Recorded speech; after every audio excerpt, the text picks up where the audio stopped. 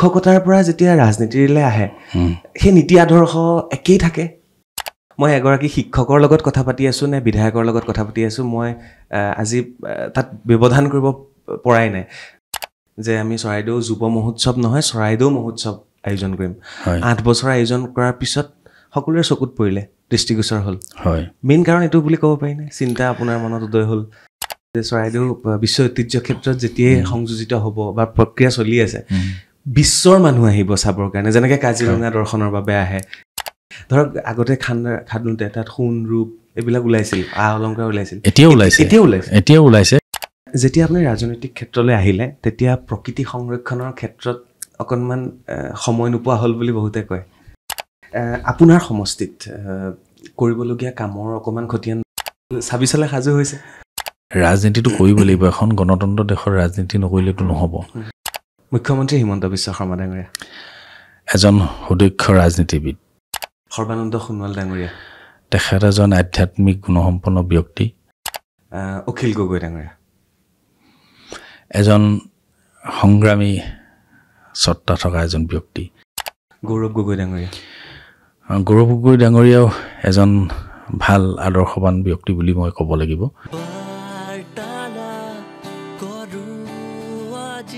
ভিডিঅ'টো ক্লিক কৰাৰ বাবে ধন্যবাদ চাবলৈ আৰম্ভ কৰিছে বাৰ্তালাপ আৰু আজি বাৰ্তালাপৰ এই চকীখনলৈ কোন আহিছে আপোনালোকে নিশ্চয় গমে পাইছে মই দুনাই আপোনালোকক পৰিচয় দিবই নালাগে আৰু তেখেত হৈছে শাসকীয় বিধায়ক ধৰ্মেশ্বৰ কোঁৱৰ ডাঙৰীয়া নমস্কাৰ জনাইছো নমস্কাৰ মই উপাধিৰ পৰা আৰম্ভ কৰোঁ হয় কোঁৱৰ ৰজাৰ পিছতে কোঁৱৰ উপাধি ৰাজকোঁৱৰ উজনিৰ সন্তান আৰু এতিয়া শাসক পক্ষৰ বিধায়ক হয় কোঁৱৰ উপাধিটো বৰ্তমান যদি মই আৰম্ভ কৰোঁ তেতিয়াৰ কোঁৱৰ আৰু আজিৰ কোঁৱৰ আপুনি কেনেকৈ চাব বিচাৰে কোঁৱৰ উপাধিটো ক'বলৈ গ'লে কোঁৱৰ বুলি ক'লে ৰজা হোৱা আগত নিশ্চয় কোঁৱৰ বুলি কয় নিশ্চয় যেনে গদাপাণি কোঁৱৰ সেই তেনেধৰণে ৰজা হোৱাৰ পাছত ৰাজকোঁৱৰ আৰু সেয়েহে হিন্দু ধৰ্মমতে সেই ৰাজকোঁৱৰ গৈ আমি সিংহৰ উপাধি ল'লোঁ তেনেধৰণে ৰজা হোৱাৰ পাছত বা হিন্দু ধৰ্মৰ মতে যেনে গদাধৰ সিংহৰ ৰুদ্ৰসিংহ এনেধৰণে গতিকে সেই কোঁৱৰ মই এইকাৰণে কোঁৱৰ উপাধিৰ পৰা আহিছোঁ তেখেত এগৰাকী খেতিয়কৰ ল'ৰা আছিল তাৰপিছত শিক্ষকতা কৰিলে শিক্ষকতাৰ পিছত তেখেতে সামাজিক ক্ষেত্ৰখনলৈ আহিলে ব্যৱসায় কৰিলে আৰু এতিয়া বৰ্তমান তেখেত এগৰাকী বিধায়ক ৰাজনৈতিক ক্ষেত্ৰখনত তেওঁ জড়িত হৈ আছে কোঁৱৰৰ পৰা ৰজালৈ হয় সপোন নিশ্চয় থাকে কাৰণ সেইটো এটা বংশানুক্ৰমে চলি গৈ থকা বস্তু খেতিয়কৰ ল'ৰাৰ পিছত কোঁৱৰ উপাধি তাৰপিছতে ৰজাৰ পৰিয়াল ৰাজ শাসনতন্ত্ৰ আগতে যিহেতু আহোম ৰজাসকলে ৰাজত্ব কৰোঁতে সেই 600 বছৰ ৰাজত্বৰ কালত সেই ৰাজকোঁৱৰ আছিল কিন্তু পৰৱৰ্তী সময়ত যেতিয়া আমাৰ ভাৰতবৰ্ষ স্বাধীন হ'ল লগতে অসমো স্বাধীন হ'ল আৰু ব্ৰিটিছৰ শাসনৰ পৰা মুক্ত পালে তেতিয়াৰ পৰা এটা গণতান্ত্ৰিক প্ৰক্ৰিয়া আহিলে আৰু সেই গণতান্ত্ৰিক প্ৰক্ৰিয়াৰ যোগেদি নিৰ্বাচিত জনসাধাৰণৰ দ্বাৰা নিৰ্বাচিত হোৱা প্ৰতিনিধি হিচাপে আজি তেনেধৰণে বিধায়ক হৈ বহুতে মন্ত্ৰীও হৈছে ঠিক তেনেকৈ আজি মই ৰাজনীতি ক্ষেত্ৰখনলৈ আহি মই বিধায়ক হিচাপে নিৰ্বাচিত কৰিলে মোক সমষ্টি ৰাইজে গতিকে আজি এই পৰ্যায়ত আছোঁ খেতিয়কৰ ল'ৰা বুলি ক'লে সদায় সেই কষ্টকৰ জীৱন খেতিপথাৰত কাম কৰা কৃষি প্ৰধান যিহেতু আমাৰ অসমখন কেনেকৈ শৈশৱ আৰম্ভ হৈছিলে খেতি বাতি কৰিছিলে নে পথাৰলৈ গৈছিলে নে প্ৰায় ক্লাছ 5ৰ পৰাই আমি খেতিৰ লগত জড়িত আমাৰ দেউতাও আমাৰ খেতিয়ক আছিল আমি বাল্যকালৰ পৰাই আমি খেতিৰ লগত জড়িত প্ৰায় 10-12 বছৰ বয়সৰ পৰাই আমি নাঙলৰ মুঠি ধৰিলোঁ ৰাতিপুৱা 3 বজা 3:30 বজাতে নাঙল লৈ গৰু লৈ পথাৰলৈ যাওঁ হাল বাবলৈ 1-1:30 বজাত ঘৰলৈ ঘূৰোঁ এনেধৰণে খেতি পথাৰ নকৰিলেতো আমাৰ উপায় নাই কৃষিজীৱী আমি পৰিয়াল গতিকে আজি কৃষিৰ ওপৰতে আমি গোটেই পৰিয়ালে আমি নিৰ্ভৰ কৰিছিলোঁ তেনেধৰণে নিজৰ খেতি মাটিও বৰ নাছিল, আমি আধি মাটিও খেতি কৰিছিলোঁ। হয়, গতিকে আজি তেনেধৰণৰ পৰ্যায়ৰ পৰা স্কুল সেইভাগেই খেতিৰ মাজতে স্কুল পঢ়িছিলোঁ। ৰাতিপুৱা যেতিয়া পথাৰলৈ যাওঁ, স্কুল যাব সময়ত আহোঁ, আহি ঘৰত আহি ততাতৈয়াকৈ গা পা ধুই স্কুললৈ ওলাই যাওঁ। এনেধৰণেই কৃষিৰ লগত জড়িত হৈ পঢ়া শুনা কৰিলোঁ। আজি পঢ়া শুনা কৰি ক্ৰমান্বয়ে আজি এই পৰ্যায়ে পাইছোঁহি। যেতিয়া খেতি পথাৰলৈ গৈছিলে নিশ্চয় আপুনিও চৰকাৰী স্কুলতে পঢ়া, সেই আমাৰ অংগনবাদী, সেই বুদ্ধিয়া স্কুল বুলি আমি খাবলৈ দিছিলে। তেতিয়া অংগনবাদী নাছিলে, আমি যেতিয়া পঢ়িছিলোঁ আমি অংগনবাদীত পঢ়ি নাপালোঁ। তেতিয়া আছিলে নে নাছিলে আমি সিমানখিনি আমি গমেই নাপাওঁ। কিন্তু যেতিয়া প্ৰাথমিক বিদ্যালয়লৈ গৈছিলোঁ তেতিয়া আমি সেই প্ৰাথমিক বিদ্যালয়, মোৰ প্ৰথম জন্ম হৈছিল মোৰ এঙেৰা গাঁৱত, বৰ্তমান মামৰ সমষ্টি। তাৰ পৰা আমি এতিয়া বৰ্তমান নাজিয়া সমষ্টি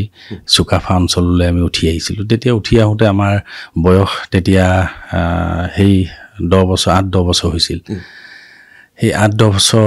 বয়সতে আমি তালৈ উঠি আহি এতিয়া অটব্য অৰণ্যই ভৰা আছিল সেই অঞ্চল। আমাৰ বৰ্তমান এতিয়া যি মৈদাম অঞ্চল আপুনি নিশ্চয় শুনিছে, আৰু সেই মৈদাম অঞ্চলৰ সন্মুখতে আমাৰ ঘৰ এতিয়া। তেতিয়া সেই মৈদাম অঞ্চল এই জংঘলে ভৰা আছিল, বনৰীয়া জীৱ জন্তুৱে ভৰপূৰ আছিল সেই অঞ্চল। আমাৰ দেউতাহঁতে সেইবোৰ জংঘল জুৰি সেই আমাৰ তাত ঘৰ বাৰী লৈছিল। তেতিয়া সেই অঞ্চলটো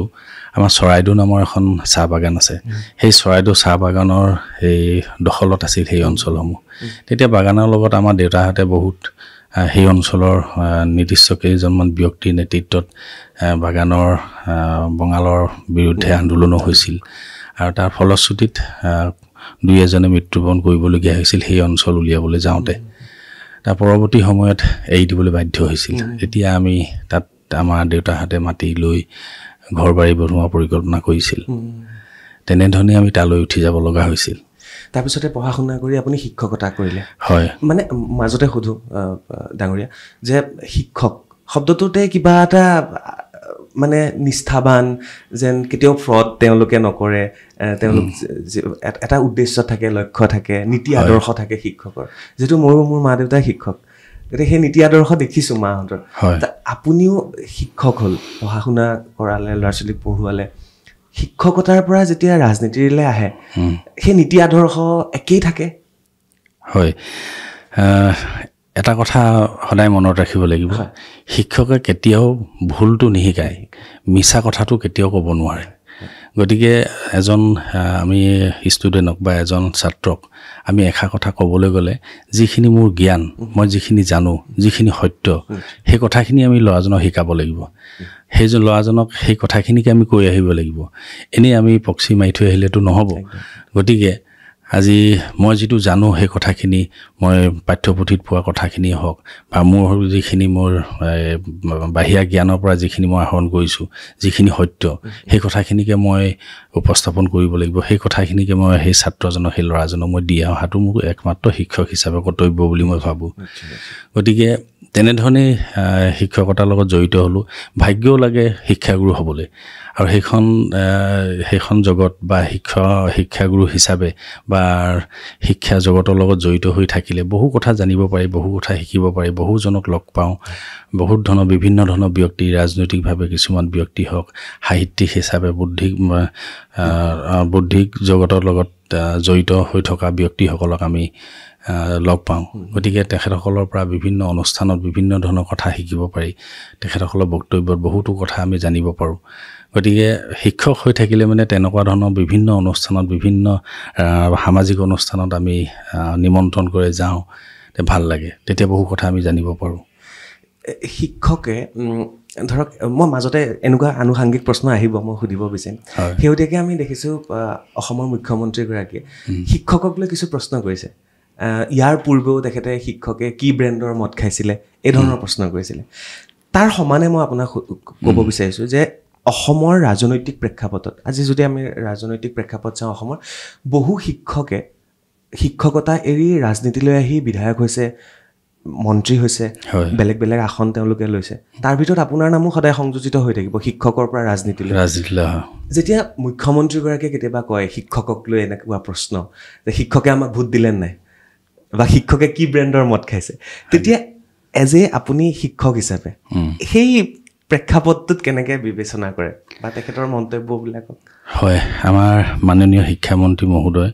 তেখেতৰ অভিজ্ঞতাই পৰিপুষ্ট, গতিকে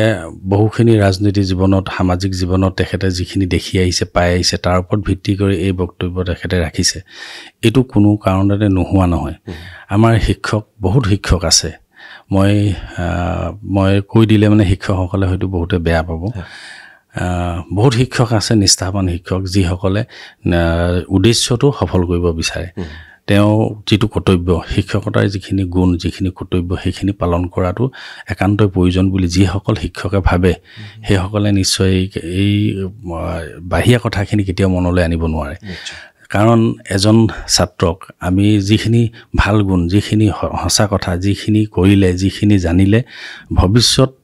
নিজৰ জাতিটো নিজৰ দেশখনক আগুৱাই লৈ যাব পৰা এজন ব্যক্তি হিচাপে নিজকে প্ৰতিষ্ঠা কৰিব পাৰিব, তেনে এজন ছাত্ৰ বনাবৰ কাৰণে শিক্ষকে যিখিনি কৰিব লাগে, যিখিনি সেই ছাত্ৰজনক দিব লাগে, প্ৰকৃততে শিক্ষকৰ প্ৰকৃত গুণ সেইটোৱে হ'ব লাগে। কিন্তু হয়, আমাৰ শিক্ষা জগতৰ লগত জড়িত শিক্ষকসকলৰ মাজত দুই এজন নথকা নহয় আছে যে স্কুললৈ অহা আগতো হয়তো এপেক খাই আহে,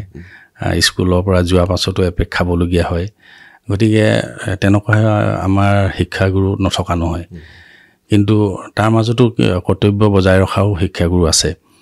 আৰু তেনেধৰণৰ শিক্ষাগুৰুসকলৰ জৰিয়তে কিন্তু তেওঁ যে কিবা অকণমান খাই আহিছে আমাৰ ছাত্ৰ ছাত্ৰীসকলে বুজি পালে, গম পালে, তেতিয়া হয়তো পৰিৱেশটো বেয়া হয় বা তেওঁলোকে আহৰণ কৰা গুণখিনি বা জ্ঞানখিনি হয়তো বেলেগ এফালেও লাভৱান হ'ব পাৰে। গতিকে এইখিনি তেনেকুৱা প্ৰায়বিলাক আমাৰ শিক্ষাগুৰুৱে নকৰে। বহুতে খায়, নোখোৱা নহয়, কিন্তু খোৱাৰ পাছতো হয়তো সেই ডিউটি সময়ত কৰ্তব্য সময়ত সেইখিনি হয়তো তেওঁলোকে নাখায়। কাৰণ কেলৈ কিছুমান আমাৰ ৰীতি নীতি আছে, আমাৰ অসমৰ কিছুমান সমাজৰ ৰীতি নীতি আছে, পৰম্পৰা আছে, তাৰ ওপৰত ভিত্তি কৰিও কিছুমানে কেতিয়াবা ঘৰত হ'লেও খাই আহিবলগীয়া হয়। গতিকে আহোম মানুহখিনিৰ যিটো এটা পৰম্পৰা আছে, গতিকে এনেধৰণে কিন্তু তেওঁলোকৰ মনোবৃত্তিটো তেনেধৰণে হোৱাটো বাঞ্ছনীয় নহয় যে চৰকাৰখনক দোষাৰোপ কৰি চৰকাৰে কৰিবলৈ দিয়া কিছুমান কৰ্তব্যক অৱহেলা কৰি চৰকাৰে কিছুমান নীতি নিয়ম বান্ধি দিছে। কাৰণ কেলেই শিক্ষাৰ পৰিৱৰ্তন দিনক দিনে হৈছে, আপোনালোকে সকলোৱে জানে, আমাৰ শিক্ষাৰ লগত জড়িত সকলোৱে জানে, সকলো অসমৰ জনসাধাৰণে জানে বা ভাৰতৰ সকলো জনসাধাৰণে জানে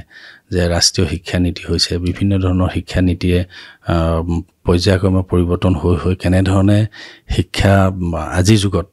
কেনেধৰণৰ শিক্ষাই আজি আমাৰ দেশখনক জাতিটোক উত্তৰণ ঘটাব পাৰে, এই কথাখিনি চিন্তা কৰিয়েই আজি হয়তো শিক্ষাৰ পৰিৱৰ্তন হৈছে।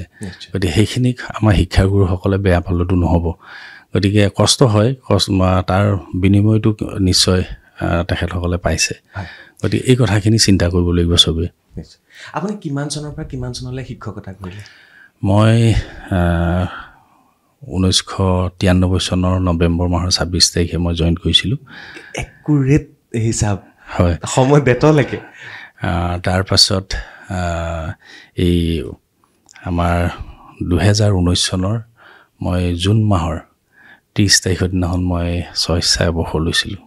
আৰু ক'ত ক'ত আপুনি শিক্ষকতা কৰিছিলে? মই 3খন স্কুলত কৰিলোঁ। মই প্ৰথম যিখন বিদ্যালয়ত মই যোগদান কৰিছিলোঁ সেই বিদ্যালয়খনলৈ মোৰ অহা যোৱা 18 কিলোমিটাৰ দূৰ হয়। তেতিয়া মই চাইকেল লৈ গৈছিলোঁ। চাইকেল লৈ যাওঁ, তেতিয়া ৰাস্তা পদূলিও একেবাৰে বেয়া আছিল, শিলগুটি এটাও নাছিল। বাৰিষা দিনত চাইকেল ঠেলি ঠেলি নিওঁ, কেতিয়াবা ওচৰৰ গাঁৱৰ ৰাস্তাইদি যাওঁ,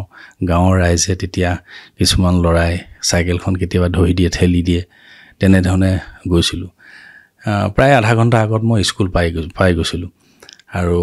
আমাৰ যিজন প্ৰধান শিক্ষক আছিল এতিয়া ঢুকাল, তেখেতৰ গুণাগুণ বহুত আছিল, কিন্তু তেখেতৰ পৰা মই বহু শিকিবলগীয়াও আছিল বা শিকিও লৈছিলোঁ। তেতিয়া আমাৰ শিক্ষক মোৰ স্কুলখনত অকল আমি দুজনেই আছিলোঁ। তেখেতেও অকণমান এটা বেলেগ দায়িত্ব দিছিল। আমাৰ কেন্দ্ৰ নামৰ এটা হেৰি থাকে ন, সংগঠন থাকে, আমাৰ এখন ছ'চাইটি আছে, তেখেত কেন্দ্ৰ সম্পাদক হোৱাৰ কাৰণে তেতিয়া স্কুলখন মই অকলে গোটেইকেইটা ক্লাছ চলাবলগীয়া হৈছিল আৰু তেনেধৰণে তেতিয়া 5টা ক্লাছেই মই কৰিছিলোঁ কি পঢ়াইছিলে সবেই পঢ়াওঁ চব পঢ়াব লাগে চব সকলোৱে পঢ়াওঁ গতিকে একদম ক্লাছ কমানৰ পৰা একেবাৰে 5ম শ্ৰেণীলৈকে পঢ়াওঁ গতিকে এইখিনি মোৰ অভিজ্ঞতা তেতিয়াই হৈছিলে কিন্তু দূৰ হোৱাৰ কাৰণে মই 5টা বছৰ তাত কৰি তেতিয়া মই অকণমান ওচৰলৈ আহিছিলোঁ ওচৰলৈ আহি সেইখনো অলপ দূৰ হয় সেইখনো মোৰ প্ৰায় 5 কিলোমিটাৰমান দূৰ হয় তাৰ পৰা মই 3 কিলোমিটাৰমান ওচৰৰ এখন স্কুললৈ দ্বিতীয়বাৰৰ কাৰণে আহিলোঁ সেইখনতে মই প্ৰায় 18 বছৰ দিন কৰিলোঁ কৰি তাৰ পৰাই মই স্বইচ্ছাই অৱসৰ ল'লোঁ গতিকে লৈ 19 চনত অৱসৰ লৈ তাৰপিছত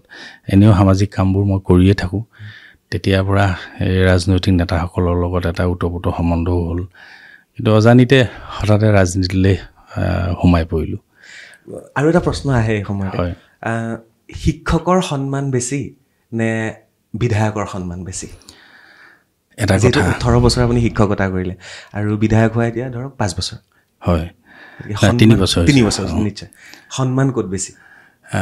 নিজৰ ব্যক্তিত্বৰ ওপৰত নিৰ্ভৰ কৰে গুণাগুণৰ ওপৰত নিৰ্ভৰ কৰে শিক্ষক কৰি থাকিলে বা শিক্ষকতা কৰি থাকিলে তেখেতৰ তাত যিখিনি গুণাগুণ যিখিনি গুণ শিক্ষকতাৰ গুণ থাকিব লাগে সেইখিনি তেওঁ বজাই ৰাখিলে শিক্ষকতাৰ প্ৰকৃত অৰ্থ তেওঁ অন্তত ৰাইজে বুজি পায় যে তেখেতৰ গাত শিক্ষকতাৰ গুণখিনি নিশ্চয় আছে ঠিক তেনেকৈ ৰাজনৈতিক জগতখনত কেনেধৰণে ৰাজনীতি কৰিলে কোনো ব্যক্তি বিশেষে কোনো আঘাত নোপোৱাকৈ ৰাজনীতি কৰিলে সমাজ সংগঠনৰ কাৰণে বা সংগঠক হিচাপে আগবাঢ়িলে ৰাইজৰ উন্নতি হকে কাম কৰিলে ৰাইজৰ অভাৱখিনি সেইখিনি চৰকাৰৰ ওচৰত উপস্থাপন কৰিলে সঠিকভাৱে নিশ্চয় যিটো য'ত যিটোৰ উদ্দেশ্য য'ত যিটো কৰ্তব্য সেইমতে পালন কৰিলে হয়তো দুয়োটাই সন্মান একে থাকে বুলি মই ভাবোঁ বা একে বুলি মই ভাবোঁ মই আৰু এটা প্ৰশ্ন সুধোঁ যেতিয়া চাইকেলখন লৈ গাঁৱৰ মাজেৰে শিক্ষকতা কৰিবলৈ গৈছিলে তেতিয়া নিশ্চয় স্কুলৰ সেই ছাত্ৰসকলে চাইকেলৰ পৰা নামি দি সেৱা এটা জনাইছিলে ছাৰ আহিলে বুলি কৈছিলে মোৰ দেউতাৰ লগতো সেইখিনি হৈছিলে এতিয়া ধৰক যেতিয়া চাইৰেন বজাই বিধায়ক যায় হয় এতিয়া বিধায়কক লগ পাবলৈ দিগদাৰ আচলতে মই এটা কথা কওঁ মইতো এনি টাইম ৰাইজৰ মাজতে থাকোঁ মই এদিনো হয়তো মই সেই সমষ্টিত থকা অৱস্থাত ঘৰত থকা অৱস্থাত মই এদিনো সমষ্টি ৰাইজৰ মাজলৈ নোযোৱাকৈ থকা নাই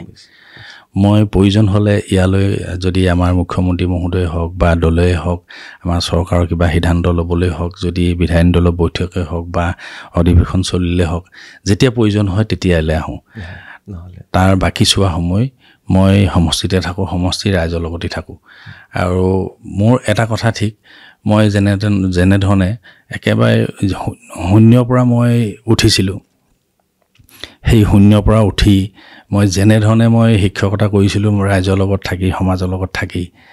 আৰু সেই গোটেইখিনি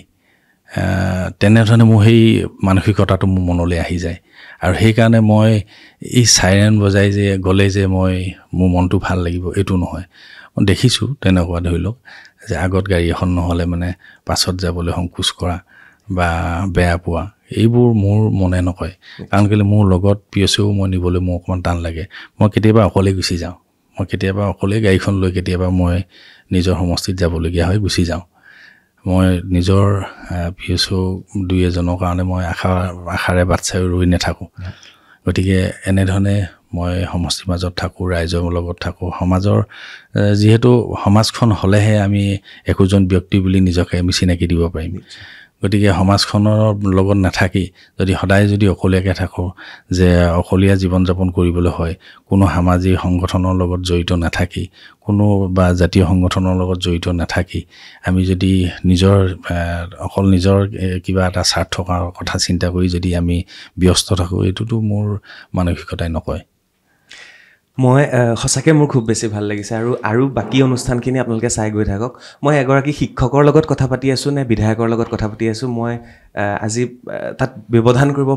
পৰাই নাই মোৰ এনেকুৱা লাগিছে যেন মই মোৰ এজন শিক্ষকৰ লগত কথা পাতি আছোঁ আজিৰ দিনটোত যি কি নহওক আজি আমি কেইবাটাও গুৰুত্বপূৰ্ণ কথা পাতিম এয়া আছিল তেখেতক অকণমান মই বুজি ল'লোঁ আৰু ধৰ্মেশ্বৰ কোঁৱৰ ডাঙৰীয়াৰ বাবে আজি বিশ্ব ঐতিহ্য ক্ষেত্ৰত এটা নাম হ'বলৈ গৈ আছে আমাৰ চৰাইদেউ মৈদাম হয় চৰাইদেউ মৈদামৰ কাষতেই ঘৰ প্ৰথমে মই এইটোৱে জানিব বিচাৰিম যেটো ঘৰ চৰাইদেউ মৈদামৰ কাষত চৰাইদেউ মৈদামখন কেনেকৈ চাইছিলে আমি সৰু হৈ থাকোঁতে তালৈ যেতিয়া উঠি গৈছিলোঁ তেতিয়া সেই মৈদাম অঞ্চলত সেই সময়ত 42জন ৰজাৰ নামত 42খন শৰাই দিছিল এটা বংশই অৰ্থাৎ ৰাজকোঁৱৰ বংশই তাত শৰাই দিছিল 52 চনৰ পৰাই তেতিয়া 42খন শৰাই দিয়াত অগণন মানুহ আহে হাজাৰ হাজাৰ মানুহ আহে আপুনি অকল মানুহৰ মাথাবিলাকে দেখিবলৈ পোৱা যায় ইমানে মানুহ হৈছিলে তেতিয়া আমি সৰু সৰু তেতিয়াৰ পৰা সেই অঞ্চলটো যে ৰজাসকলৰ মৈদাম আমি জানিছিলোঁ কিন্তু সেই মৈদাম অঞ্চল কেনেধৰণে ধৰি লওক ভৱিষ্যত আজি পৰ্যায় পাবহি সেই সময়ত হয়তো মানুহে পৰিকল্পনা কৰিব পৰা নাছিল বা কল্পনা জংঘলৰ মাজতে আছিল তেতিয়া আগৰ দিনত মানুহে হাতী বান্ধিছিল সেইবোৰ অঞ্চলত এইটো এটা মৈদাম এইটো এদিন ভৱিষ্যত বা এইটো এটা জাতীয় অস্তিত্ব এইবোৰ কথা মনলৈ অহা নাছিল কাৰো হয়তো কিন্তু পৰ্যায়ক্ৰমে পৰৱৰ্তী সময়ত আমাৰ অসমৰ যি অস্তিত্ব বা অসম যি 600 বছৰ ৰাজত্বৰ আৰম্ভণিতে যিজন পিতৃপুৰুষে আমাৰ এই বৰ অসম গঢ়িলে বা তাতেই জাতি গঠনৰ প্ৰক্ৰিয়া আৰম্ভ হ'ল আৰু সেই তাতেই স্থায়ী ৰাজধানী পাতিলে 1253 চনত আৰু তাৰ পৰাই যি এখন বৰ অসম প্ৰতিষ্ঠা হ'ল জাতিৰ গঠন হ'ল সেইজন চাওলুং চুকাফাই সেইখিনি আমাৰ নিদৰ্শন হিচাপে দি গ'ল আজিও সেই অসমীয়া জাতি আমি আছোঁ আৰু সেই অসমীয়া জাতিটো সকলোকে লগত লৈ সকলো জাতি জনগোষ্ঠীক লগত লৈ যিহেতু তেখেতে এটা জাতি গঠন কৰিলে সকলো জনগোষ্ঠীক লগত লৈ বিভিন্ন জাতি জনগোষ্ঠীয়ে বাস কৰা এখন এটা 4টা ভাগত বিভক্ত আছিল এখন অসম তেতিয়াতো অসম নাছিল তেতিয়াতো পীঠ হিচাপে আছিল আৰু সেই হোমৰ পীঠতেই আহি সেই চাওলুং চুকাফাই সেই বৰ অসমৰ পাতনি মেলিছিল আৰু মৰাণ বৰাহী চুতীয়াসকলকে লগত লৈ এটা জাতি গঠন আৰম্ভ কৰিছিল আৰু সেয়েহে তাৰ পৰাই সেই জাতিটো যিহেতু প্ৰতিষ্ঠা হ'ল আৰু সেই জাতিৰ অস্তিত্ব হিচাপে যি আহোম জনগোষ্ঠীয়ে আহি যি 600 বছৰ ৰাজত্ব কৰিলে সেই 600 বছৰ ৰাজত্বৰ অস্তিত্ব হিচাপে অসমৰ বিভিন্ন প্ৰান্তত যিবিলাক অস্তিত্ব জীয়াই আছে সেইবিলাক আমি যদি জীয়াই ৰাখিব নোৱাৰোঁ তেতিয়া হয়তো আমাৰ কোনো জাতিৰ কোনো অস্তিত্বই নাথাকিব গতিকে আজি বহুত জাতি আছে আমাৰ অসমত ভূমিপুত্ৰ হিচাপে বহুত আছে কিন্তু জাতিটো আছে অস্তিত্ব হয়তো বহুতই নাই কিন্তু আহোমসকল 1228 চনত আহি তেখেতসকলে প্ৰায় 600 বছৰ যি ৰাজত্ব কৰিলে তেখেতসকলে সেই ৰাজত্ব কৰা কাৰ্যকাল সময়ছোৱাত তেখেতসকলে দি যোৱা অস্তিত্বখিনি আমাৰ জাতিৰ কাৰণে এটা অন্তত উদাহৰণ হৈ ৰ'ব যে ভৱিষ্যত অসমত এনেকুৱা জাতিয়ে ৰাজত্ব কৰিছিল যিটো জাতিৰ কাৰণে আজি আমাৰ অসমখন অসমীয়া হিচাপে আমি আজিও মূৰ দাঙি আছোঁ সাহসে আছোঁ নিশ্চয় আৰু 2014 চনত চৰকাৰে উপস্থাপন কৰিলে যে চৰাইদেউ বিশ্ব ঐতিহ্য ক্ষেত্ৰলৈ পৰিৱৰ্তিত হ'ব লাগে বা এটা নাম পাব লাগে স্বীকৃতি পাব লাগে আৰু সেই প্ৰক্ৰিয়া চলি গৈ থকাৰ ক্ষেত্ৰত বহুতৰ অৰিহণা আছে আৰু তাৰ ক্ষেত্ৰত অৰিহণা থকাৰ আঁৰত ধৰ্মেশ্বৰ কোঁৱৰ ডাঙৰীয়া থাকিবই লাগিব বাৰম্বাৰ যেতিয়া কৈ থকা হৈছিলে আমাক বিশ্ব ঐতিহ্য ক্ষেত্ৰত সাঙুৰিব লাগে সোমাব লাগে সেই প্ৰক্ৰিয়া চলি গৈ আছে আৰু কেইটামান দিন বাকী আছে গতিকে যেতিয়া আহিব এই স্বীকৃতি তেতিয়া কেনেকুৱা লাগিব আৰু আমি কি মনত পেলাম এই কথাখিনি ক'বলৈ গ'লে মই এতিয়া আপুনি 2014 চনৰ কথাৰ পৰা আৰম্ভ কৰিলে 2014 চনত প্ৰথম আমাৰ আৰ্ক'লজি ডিপাৰ্টমেণ্টে তাৰমানে প্ৰত্নতত্ত্ব বিভাগে আৰু পুৰাতত্ত্ব বিভাগে যে চৰাইদেউ অঞ্চলটো যে বিশ্ব ঐতিহ্য ক্ষেত্ৰ হ'ব লাগে যে প্ৰথম এই প্ৰস্তাৱ আগবঢ়াইছিল আৰু এই প্ৰস্তাৱৰ ফলশ্ৰুতিত কিমানখিনি আগবঢ়াইছিল আমি সেইখিনি মই ভিতৰচোৱাত মই সিমানখিনি নাজানিম কিন্তু মোৰ এটা উদ্দেশ্য আছিল যে 2015 চনত তাত এটা আমি অনুষ্ঠান পাতিছিলোঁ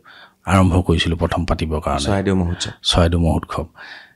চৰাইদেউ মহোৎসৱটো পতাৰ মোৰ এটাই আমাৰ উদ্দেশ্য আছিল যিসকল স্থানীয় যুৱক যুৱতীসকলৰ সহযোগত মই তাৰে পৃষ্ঠপোষকতা মই কৰিছিলোঁ গতিকে সেই সহযোগত সেইসকলৰ যি সাহস বা উদ্যমেৰে তেওঁলোকে আহিছিল মোৰ ওচৰত এই কথাখিনি উপস্থাপন কৰিবলৈ, তেতিয়া যুৱ মহোৎসৱৰ কথাই তেওঁলোকে কৈছিল। মই বোলো এটা কথা, চৰাইদেউ যুৱ মহোৎসৱ পাতিলেতো আমাৰ গোটেই কথাখিনি বিস্তৃতভাৱে আমি প্ৰকাশ কৰিবলৈ দিগদাৰ হ'ব। গতিকে চৰাইদেউ মহোৎসৱ আমি যদি পাতোঁ, তেতিয়া অন্ততঃ ভৱিষ্যত চৰাইদেউনো কি বস্তু অন্ততঃ অসমৰ ৰাইজৰ লগতে সমগ্ৰ বিশ্বই হয়তো এটা দিনত জানি পাব। মানে যুৱ শব্দটো আঁতৰাই চৰাইদেউ মহোৎসৱ কৰিলোঁ। তেতিয়া সেই চৰাইদেউ মহোৎসৱৰ গোটেইখিনি ল'ৰাখিনিও ক'লে হয় সেইটো হ'লে ভাল হ'ব, আৰু গোটেইখিনি তেনেধৰণে আগবাঢ়িলোঁ। যিখিনি ল'ৰাই এইখিনিত সহযোগ কৰিলে সেইখিনিক হয়তো মই এই পৰ্যায়ে পোৱাৰ কাৰণে মই কোনোদিন তেওঁলোকক মই পাহৰিব নোৱাৰিম। মই তেওঁলোকক মনত নেপেলালে বা তেওঁলোকৰ নাম নক'লে মই হয়তো মোৰ ভুল হ'ব। কাৰণ তাৰপিছত আমি চৰাইদেউ মহোৎসৱটো পাতিবৰ কাৰণে সিদ্ধান্ত ল'লোঁ। বহুতে তাৰ বিৰোধিতাও কৰিছিল, কিন্তু সেই বিৰোধিতাক আমি আওকাণ কৰি সেই মহোৎসৱটোৰ 15 চনৰ ডিচেম্বৰ 30 তাৰিখৰ পৰা 16 চনৰ জানুৱাৰী 3 তাৰিখলৈকে 5 দিনীয়াকৈ আমি আয়োজন কৰিলোঁ পাতিবৰ কাৰণে। ভাল ধৰণেই সমাপ্ত হ'ল, ভাল ধৰণেই পাতিলোঁ। কিন্তু নতুনকৈ পতা যিকোনো এটা অনুষ্ঠান, কাৰণ কেলৈ ক'ৰবাত হয়তো ভুল ত্ৰুটি হৈ যাব। আমি এনেই ফূৰ্তিত পতা বস্তু নহয়, এটা আমি বস্তুটো এটা এনেকুৱা এটা পৰ্যায়লৈ যাতে আমি লৈ যাব পাৰোঁ যে চৰাইদেউ কি বস্তু, চৰাইদেউতনো কি আছিল, কি হৈছিল, আজিনো কি আছে, এই গোটেই কথাখিনি অন্ততঃ অসম উপস্থাপন হ'ব বা সেই অনুষ্ঠানটোৱে প্ৰকাশ কৰিব বা বিকাশ কৰিব, এইটোকে ভাবি আমি এনেধৰণে পাতিছিলোঁ। আজি সেই চৰাইদেউ মহোৎসৱ আমি বছৰে পাতি আহিছোঁ। কেইবছৰ হ'লে? আজি আমি এই 24 চনৰ জানুৱাৰীত পাতিলোঁ। লাষ্টলৈকে প্ৰায় 8 বছৰেই হ'ল বুলি ধৰি 8 বছৰ মানে হ'ল। কিন্তু কথা হ'ল কি, এই চৰাইদেউ মহোৎসৱৰ ফলশ্ৰুতিত আজি যিহেতু পাতিলোঁ, আজি আমাৰ এই চৰাইদেউ অঞ্চলে যি বিশ্ব ঐতিহ্য ক্ষেত্ৰত পদাৰ্পণ কৰিবলৈ সক্ষম হৈছে, এদিন হয়তো আমি তাৰ সুফল পাম। গতিকে আজি এই ইউনেস্কোৱে আমাৰ চৰাইদেউ মহোৎসৱৰ যি এই অনুষ্ঠান, এই অনুষ্ঠানটো তেওঁলোকৰ দলিলত লিপিবদ্ধ হৈছে। গতিকে এইটোৱে আমাৰ ভাল লাগিছে যে আমি সিমানখিনিও ভাবি পিনে আমি কৰা নাছিলোঁ। আমি কৰিছিলোঁ এইটোৱেই যে অসমৰ ৰাইজে জানক চৰাইদেউনো কি বস্তু। ইয়াতেই জাতীয় গঠনৰ প্ৰক্ৰিয়া আৰম্ভ হৈছিল, আৰু ইয়াতেই বৰ অসম প্ৰতিষ্ঠা হৈছিল, অসম নাম উৎপত্তি হৈছিল। গতিকে এই ধৰণে কথাখিনি যাতে আমাৰ অসমৰ ৰাইজে জানক। জাতি কোনো এটা পৃথিৱীত জাতি চিৰযুগমীয়া নহয়, এদিন নিশেষ হ'বই। গতিকে আজি ভাৰতবৰ্ষত মোগল সাম্ৰাজ্য নাই, কিন্তু অস্তিত্ববিলাক আছে। গতিকে এদিন আমাৰ আহোম জাতি জনগোষ্ঠীও শেষ হ'ব, অসমীয়া জাতিও হয়তো এদিন এটা যুগত শেষ হৈ যাব, কিন্তু অস্তিত্ববিলাক থাকি যাব। উত্তৰসূৰীয়া বা উত্তৰ পুৰুষসকলে এইবিলাক ধৰি ৰাখিব, চিনাকি দিবলৈ হ'ব। গতিকে এনেকুৱা এটা মানসিকতাই আমি এই বস্তুটো আমি জন্ম দিছিলোঁ, যাতে এই বস্তুটো জীয়াই ৰাখিব পাৰোঁ, যাতে ভৱিষ্যত আমি ইমান বহলভাৱে ভবা নাছিলোঁ যে আমাৰ মাননীয় মুখ্যমন্ত্ৰী সেই সময়ৰ মুখ্যমন্ত্ৰী আছিল সৰ্বানন্দ সোণোৱাল। তেখেতে দুবাৰকৈ গৈছিল। এবাৰ তাত পাতিছিল, মেডাম মেফি পাতিছিল, আৰু আমাৰ চুকাফা এই চৰাইদেউ মহোৎসৱত গৈছিল। তাই সাহিত্য সভা আমাৰ লগত যোগ হৈ দিছিল। কাৰণ কেলৈ তাই সাহিত্য সভা সেই সময়ত হয়তো কেইবাবছৰ পাতিব পৰা নাছিল, কিন্তু আগৰ বছৰ আমি যেতিয়া চৰাইদেউ মহোৎসৱ পাতিলোঁ, তাৰ 5 বছৰ আমাৰ লগত তেওঁলোকে চৰাইদেউ মহোৎসৱৰ লগতে তাই সাহিত্য সভা পাতিছিল। পূৰ্বাঞ্চল তাই সাহিত্য সভা বৃহৎ হৈ গ'ল। আৰু তেতিয়াৰ পৰাই আমি আৰম্ভ কৰিলোঁ, কৰি শেষত 19 চনৰ জানুৱাৰী পহিলাতে আমাৰ বৰ্তমানৰ মাননীয় মুখ্যমন্ত্ৰী গৈছিল। তেখেত তেতিয়া স্বাস্থ্যমন্ত্ৰী আছিল, তেখেত তেতিয়া বিত্তমন্ত্ৰী আছিল, আৰু তেতিয়া তেখেতে গৈ সেই চৰাইদেউ মহোৎসৱত গৈ পূজা ভাগিত বহিছিল, আৰু মুকলি সভাত তেখেতে ঘোষণা কৰিছিল আমাৰ সেই চৰাইদেউ উন্নয়নৰ কাৰণে যে 5 কোটি টকা দিয়াৰ উপৰিও যে বাজেটত কেনেবাকৈ মই ধৰিব পাৰোঁ নেকি, এই কথাষাৰ তেখেতে কথা দিছিল। আৰু ঠিক জুলাই মাহৰ বাজেটত তেখেতে জুলাই মাহৰ তাৰ পৰৱৰ্তী সময়ত তেখেতে 25 কোটি টকা ধাৰ্য কৰি আমাৰ চৰাইদেউ উন্নয়নৰ কাৰণে আগবঢ়াইছিল। গতিকে মই তেখেতক বিশেষভাৱে ধন্যবাদ দিবই লাগিব, যিহেতু মই মোৰ ঔৰসত জন্মগ্ৰহণ কৰা এই চৰাইদেউ মহোৎসৱত বিগত মুখ্যমন্ত্ৰী সৰ্বানন্দ সোণোৱাল আমাৰ বৰ্তমানৰ মুখ্যমন্ত্ৰী হিমন্ত বিশ্ব শৰ্মা ডাঙৰীয়া তেখেতসকলে গৈ আজি চৰাইদেউখনক এনেধৰণে বিশ্ব ঐতিহ্য ক্ষেত্ৰলৈ লৈ যোৱাত আমাৰ বৰ্তমানৰ মুখ্যমন্ত্ৰী যিখিনি অগ্ৰণী ভূমিকা গ্ৰহণ কৰিলে, তেখেতে যিখিনি আপ্ৰাণ চেষ্টা কৰিলে, তাৰ কাৰণে তেখেতৰ ওচৰত মই চিৰযুগমীয়া হৈ বা তেখেতক মই সদায় মই স্মৰণ কৰিব লাগিব, মনত ৰাখিব লাগিব। চৰাইদেউবাসীয়ে হ'লো এটা কথা স্পষ্ট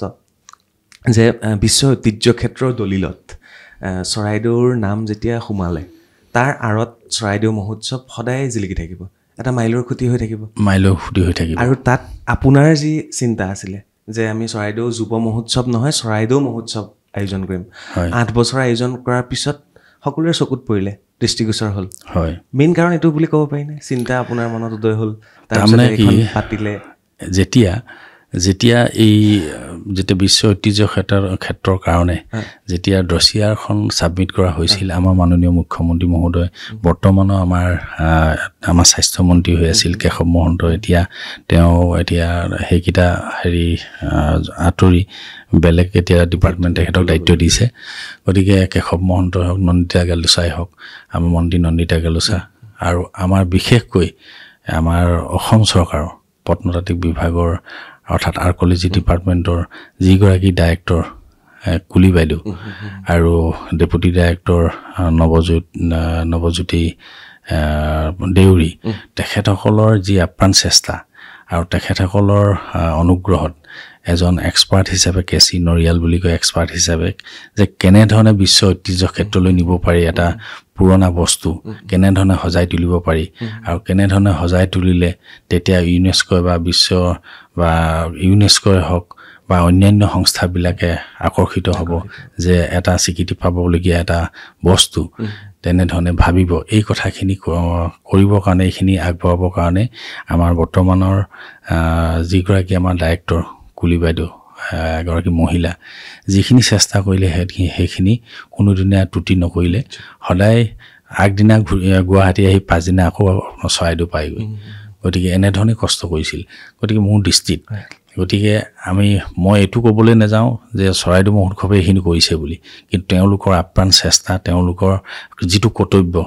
তেওঁলোকৰ দায়িত্ব যিখিনি আছিলে, সেই দায়িত্বখিনি তেওঁলোকে বিভাগীয়ভাৱে যিখিনি পালন কৰিলে, চৰকাৰৰ মুৰব্বী হিচাপে মুখ্যমন্ত্ৰী মহোদয়ে যিখিনি গুৰুত্ব প্ৰদান কৰিলে, যিখিনি তেওঁ অধিক গুৰুত্ব দিলে যে সেই বস্তুটোৱে যে ভৱিষ্যত তেওঁৰ নামো এদিন যে জিলিকি থাকিব মৃত্যুৰ সময়লৈকে বা মৃত্যুৰ পাছতো, এইখিনি অন্ততঃ তেখেতে অনুধাৱন কৰিলে। আৰু সেয়েহে ৰাজনীতি ক্ষেত্ৰখনত কিমানখিনি বিৰল হৈ থাকে মই নাজানো, কিন্তু চৰাইদেউ বিশ্ব ঐতিহ্য ক্ষেত্ৰই মাননীয় মুখ্যমন্ত্ৰী মহোদয় সদায় জিলিকাই ৰাখিব। আৰু ভাৰতবৰ্ষৰ এই বিশ্ব ঐতিহ্য ক্ষেত্ৰত যে নাম সংযোজিত হয়, ভাৰতবৰ্ষৰ ভিতৰত এবাৰে প্ৰতি বছৰে এবাৰেই নাম লয় নেকি? তাৰ ভিতৰত 2014 চনত চাগে অকল চৰাইদেউৰ নামেই লৈছিলে, হয়, সমগ্ৰ ভাৰতবৰ্ষৰ ভিতৰত।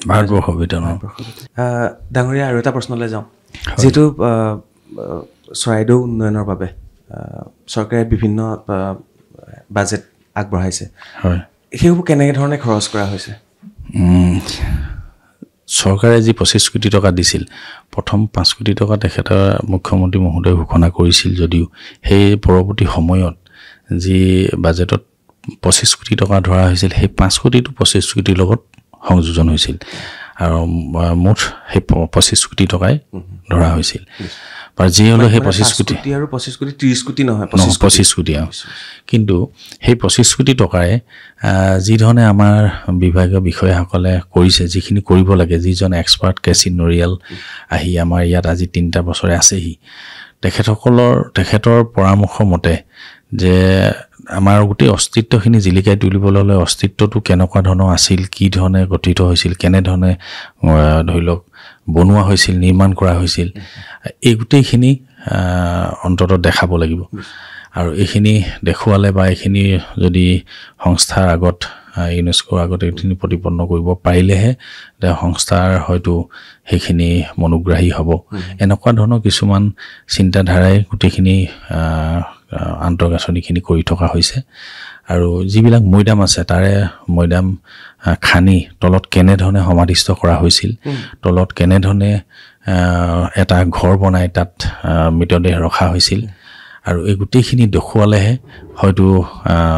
পুৰণা আমাৰ যিখিনি ৰীতি নীতি যেনেধৰণে পৰম্পৰা আমাৰ আহোমসকলৰ আছিল এইখিনি দেখুৱাব পাৰিলেহে সেইখিনি আমাৰ ধৰি লওক ইউনেস্কোৰ দৃষ্টিগোচৰ হ'ব ইউনেস্কোৰ প্ৰতি ইউনেস্কোৰ সেই বস্তুটোৰ প্ৰতি অন্তত গুৰুত্ব দিব বা বুজি পাব এইখিনি কথাৰ কাৰণেই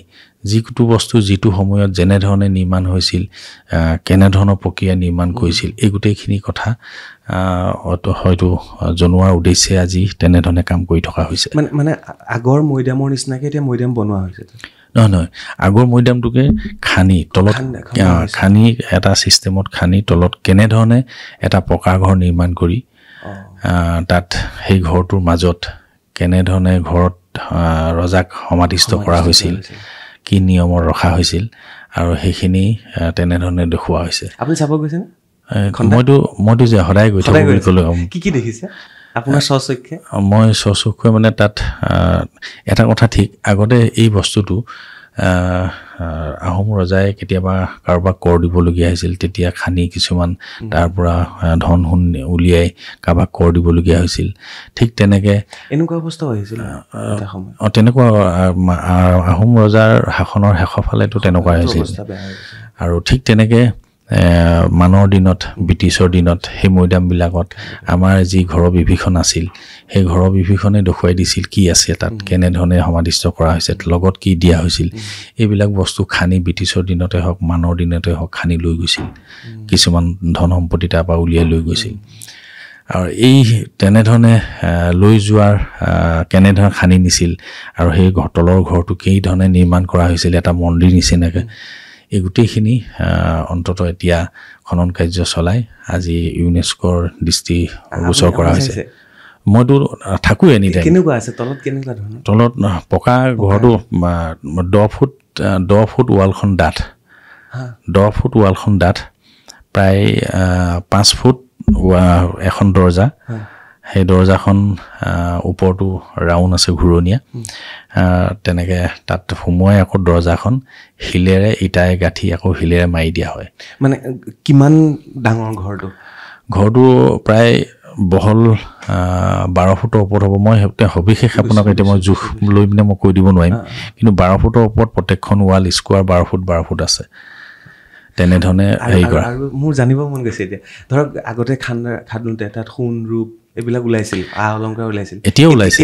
এতিয়াও ওলাইছে কিন্তু তেনেধৰণৰ নহয় নিশা কোনোবাই আগতে খানি লৈ যোৱা খানি তাৰ পৰা ধন সোণখিনি লৈ যোৱা আৰু তাত মৃতদেহৰ সেই কংকালো ওলাইছে